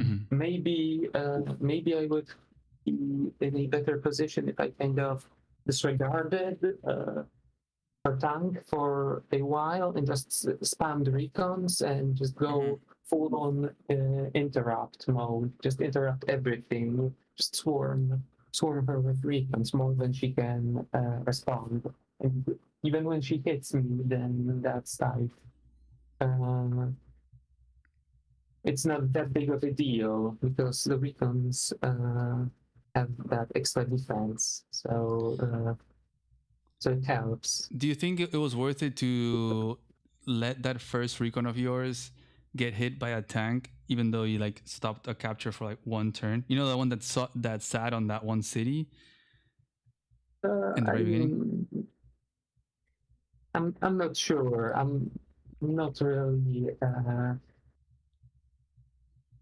I'm not really convinced because it didn't really stop any captures, later on. That's kind of the big thing about interrupting these capture chains is if it delays and, preferably permanently, stops caps later on, but it didn't work out that way. Yeah. I think it's funny because for Sturm to work well on that map, I feel like you have to play a lot of artillery and AA. But if you're gonna try to interrupt with recon early game, it's not gonna end up being super nice. Yeah, that too. Like recon, like Storm copters aren't all that good. Yeah. Its player, on the other hand, is almost like like a copter, is the perfect movement. So there isn't really a point in building copters. Like anti-air does the job so much better. But the reason I was building copters is that they are on the front line. Yeah. More so. Yeah, totally. I was gonna ask you. this format is wild. No, I don't know if you've played this double match at the same time beyond the double trouble show match. No. Is there anything No. that you especially do, like any specific, like any like mentally, strategy? Like I'm just gonna press click and attack, or is there something different that you do than on your normal 1v1 games? Though I've done something similar in Live League and in Live Q some time ago. I was playing 2 games at once. That was similar but different experience. Okay. But in here specifically, this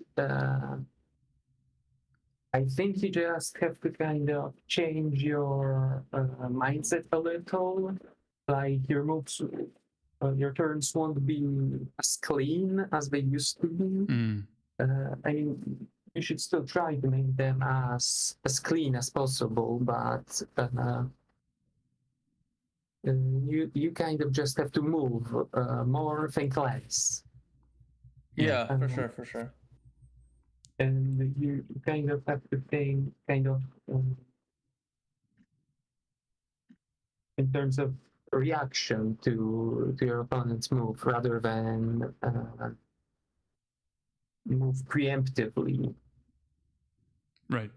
Yeah, and I just wanted to say on the first 2 games, it was really impressive how you were playing on those maps, because on one hand you had roll for initiative, which is already kind of weird to play with, but you had even more weirdness with Sensei Mirror, and then the other map, the one with a missile, had so much going on, but you were still able to like very accurately log the airport, very early on with an early enter, and like preventing any early builds from Chloe as she like rushed the airport, and then you were able to then threaten the airport cap, and you got the airport, even though you got like attacked a little bit, but like you were just swinging boom boom boom all the time around the map. And even though your artillery ball with infantry in the top right where your lab was got decimated, you were still able to hold on and prevent your lab to get capped or threatened.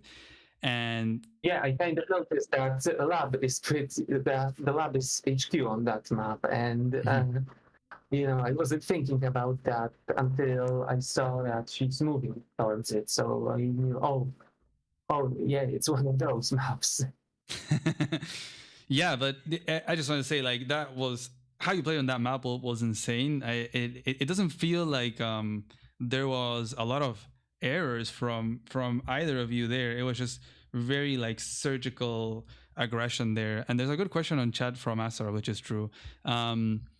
Well, maybe it's not for you. Maybe this one's for Chloe. There was that 2 HP infantry.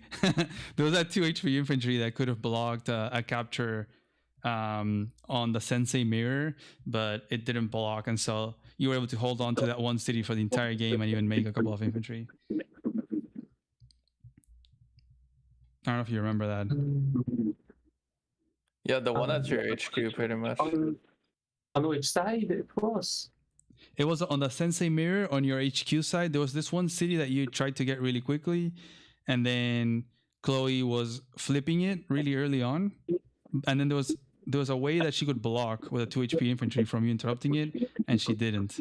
And then you were able to interrupt it with a tank, and then that city was forever yours. Oh yeah. Well, that's just the turbo light things. Yeah, the time pressure. You make more mistakes than usual in this format, but yeah, I think I was just noticing a lot of opportunities and taking them. Yeah. Yeah, that was really. Was there a reason for the Neo tank build? Like you joined a bunch of infantry to get more money, and then you made a Neo tank. It was just like something that I wanted to have something that won't die, and that will clean anything for sure. Also, there was that medium tank, but it was on 3 HP, so it was kind of irrelevant. But I just want to have something to just clean any blocker, no matter what. Nice. Yeah, it does look like Chloe answered and said it was a small blunder, that she didn't see that. The 2 HP slime so- slid a little too far. She said. Yeah, I did notice a couple of small mistakes from time to time. But that's I probably do think that the time pressure definitely contributes to that. Yeah, I guess another question, and maybe the last one before we go, or maybe we can do another one. But like we were talking with Starflash, how you left your lab on FT Fantasy, your lab was like kind of unguarded, and then it ended up in a funny Eagle Power HQ cap. Was there? Did you foresee some of that happening, and like why were you focusing so much in the middle, perhaps, instead of defending the lab side? I mean, I was not expecting Eagle Mirror, so beforehand I kind of formulated a strategy that's not really conducive to Eagle Mirrors, but more so to facing Lash or maybe Rachel, but someone like that I will fight in the center. And I also, saw the opportunity to snatch the combo. I'm gonna turn this around. I'm gonna win. And I hit that lab in the back of my head. Like ever since she started moving in there, and. I just kind of didn't notice she can do that. If I saw that, I would go maybe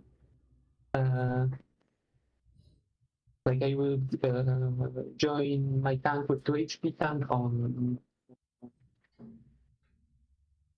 near the base, join my infantries near the base and build a rocket. Well, I feel like if you didn't go for the attack 3 or 4 turns before that, you were probably fine. But then because you forced the tank chain fight, and you didn't have like any additional reinforcements other than that one base, it was just kind of I was just kind of thinking it's in one range of my base. What can go wrong? Yeah, but when you're both sending exactly 1 tank every turn, max range out, it doesn't really matter how far it is from your base, right? Yeah, sure. Yeah. So, Poland, do you have any? I just want to hear your opinions, your thoughts on this format. If you like it, if you want it to happen more often, gotta let the organizer know if he should do more of these or not. Yeah, who do you want to fight next? Voice of Akasha. Well, it's a very fun format. I find it very enjoyable. And I'm ready to face whoever wants to face me. I'm welcome for a challenge, because this one, how does it count? Is it a tie? Is it a... Well, no, you won because the second set was just for fun, right? Yeah. You're still considered victorious. Yeah. So you have it here first. I welcome any challenger. Anyone who wants to challenge me, you're free to do so. You're gonna lose. I'm gonna win. I'm the best. Well, maybe next time we'll see Starflash playing against you. Who knows? Okay. Well, we'll have to see.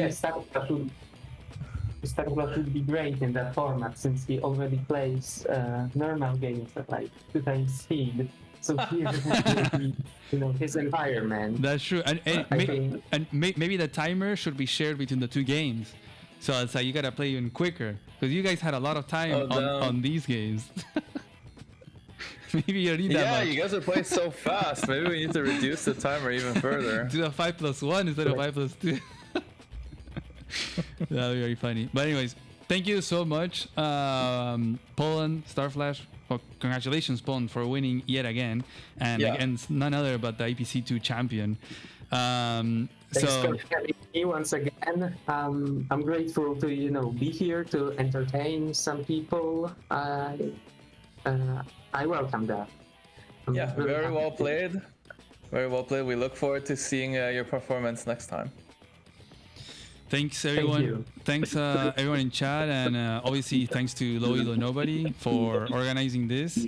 Hopefully we see more. And yeah, thanks everyone. We will see you soon. Bye bye. Yeah, and challenge Poland. He's not afraid of you. See ya.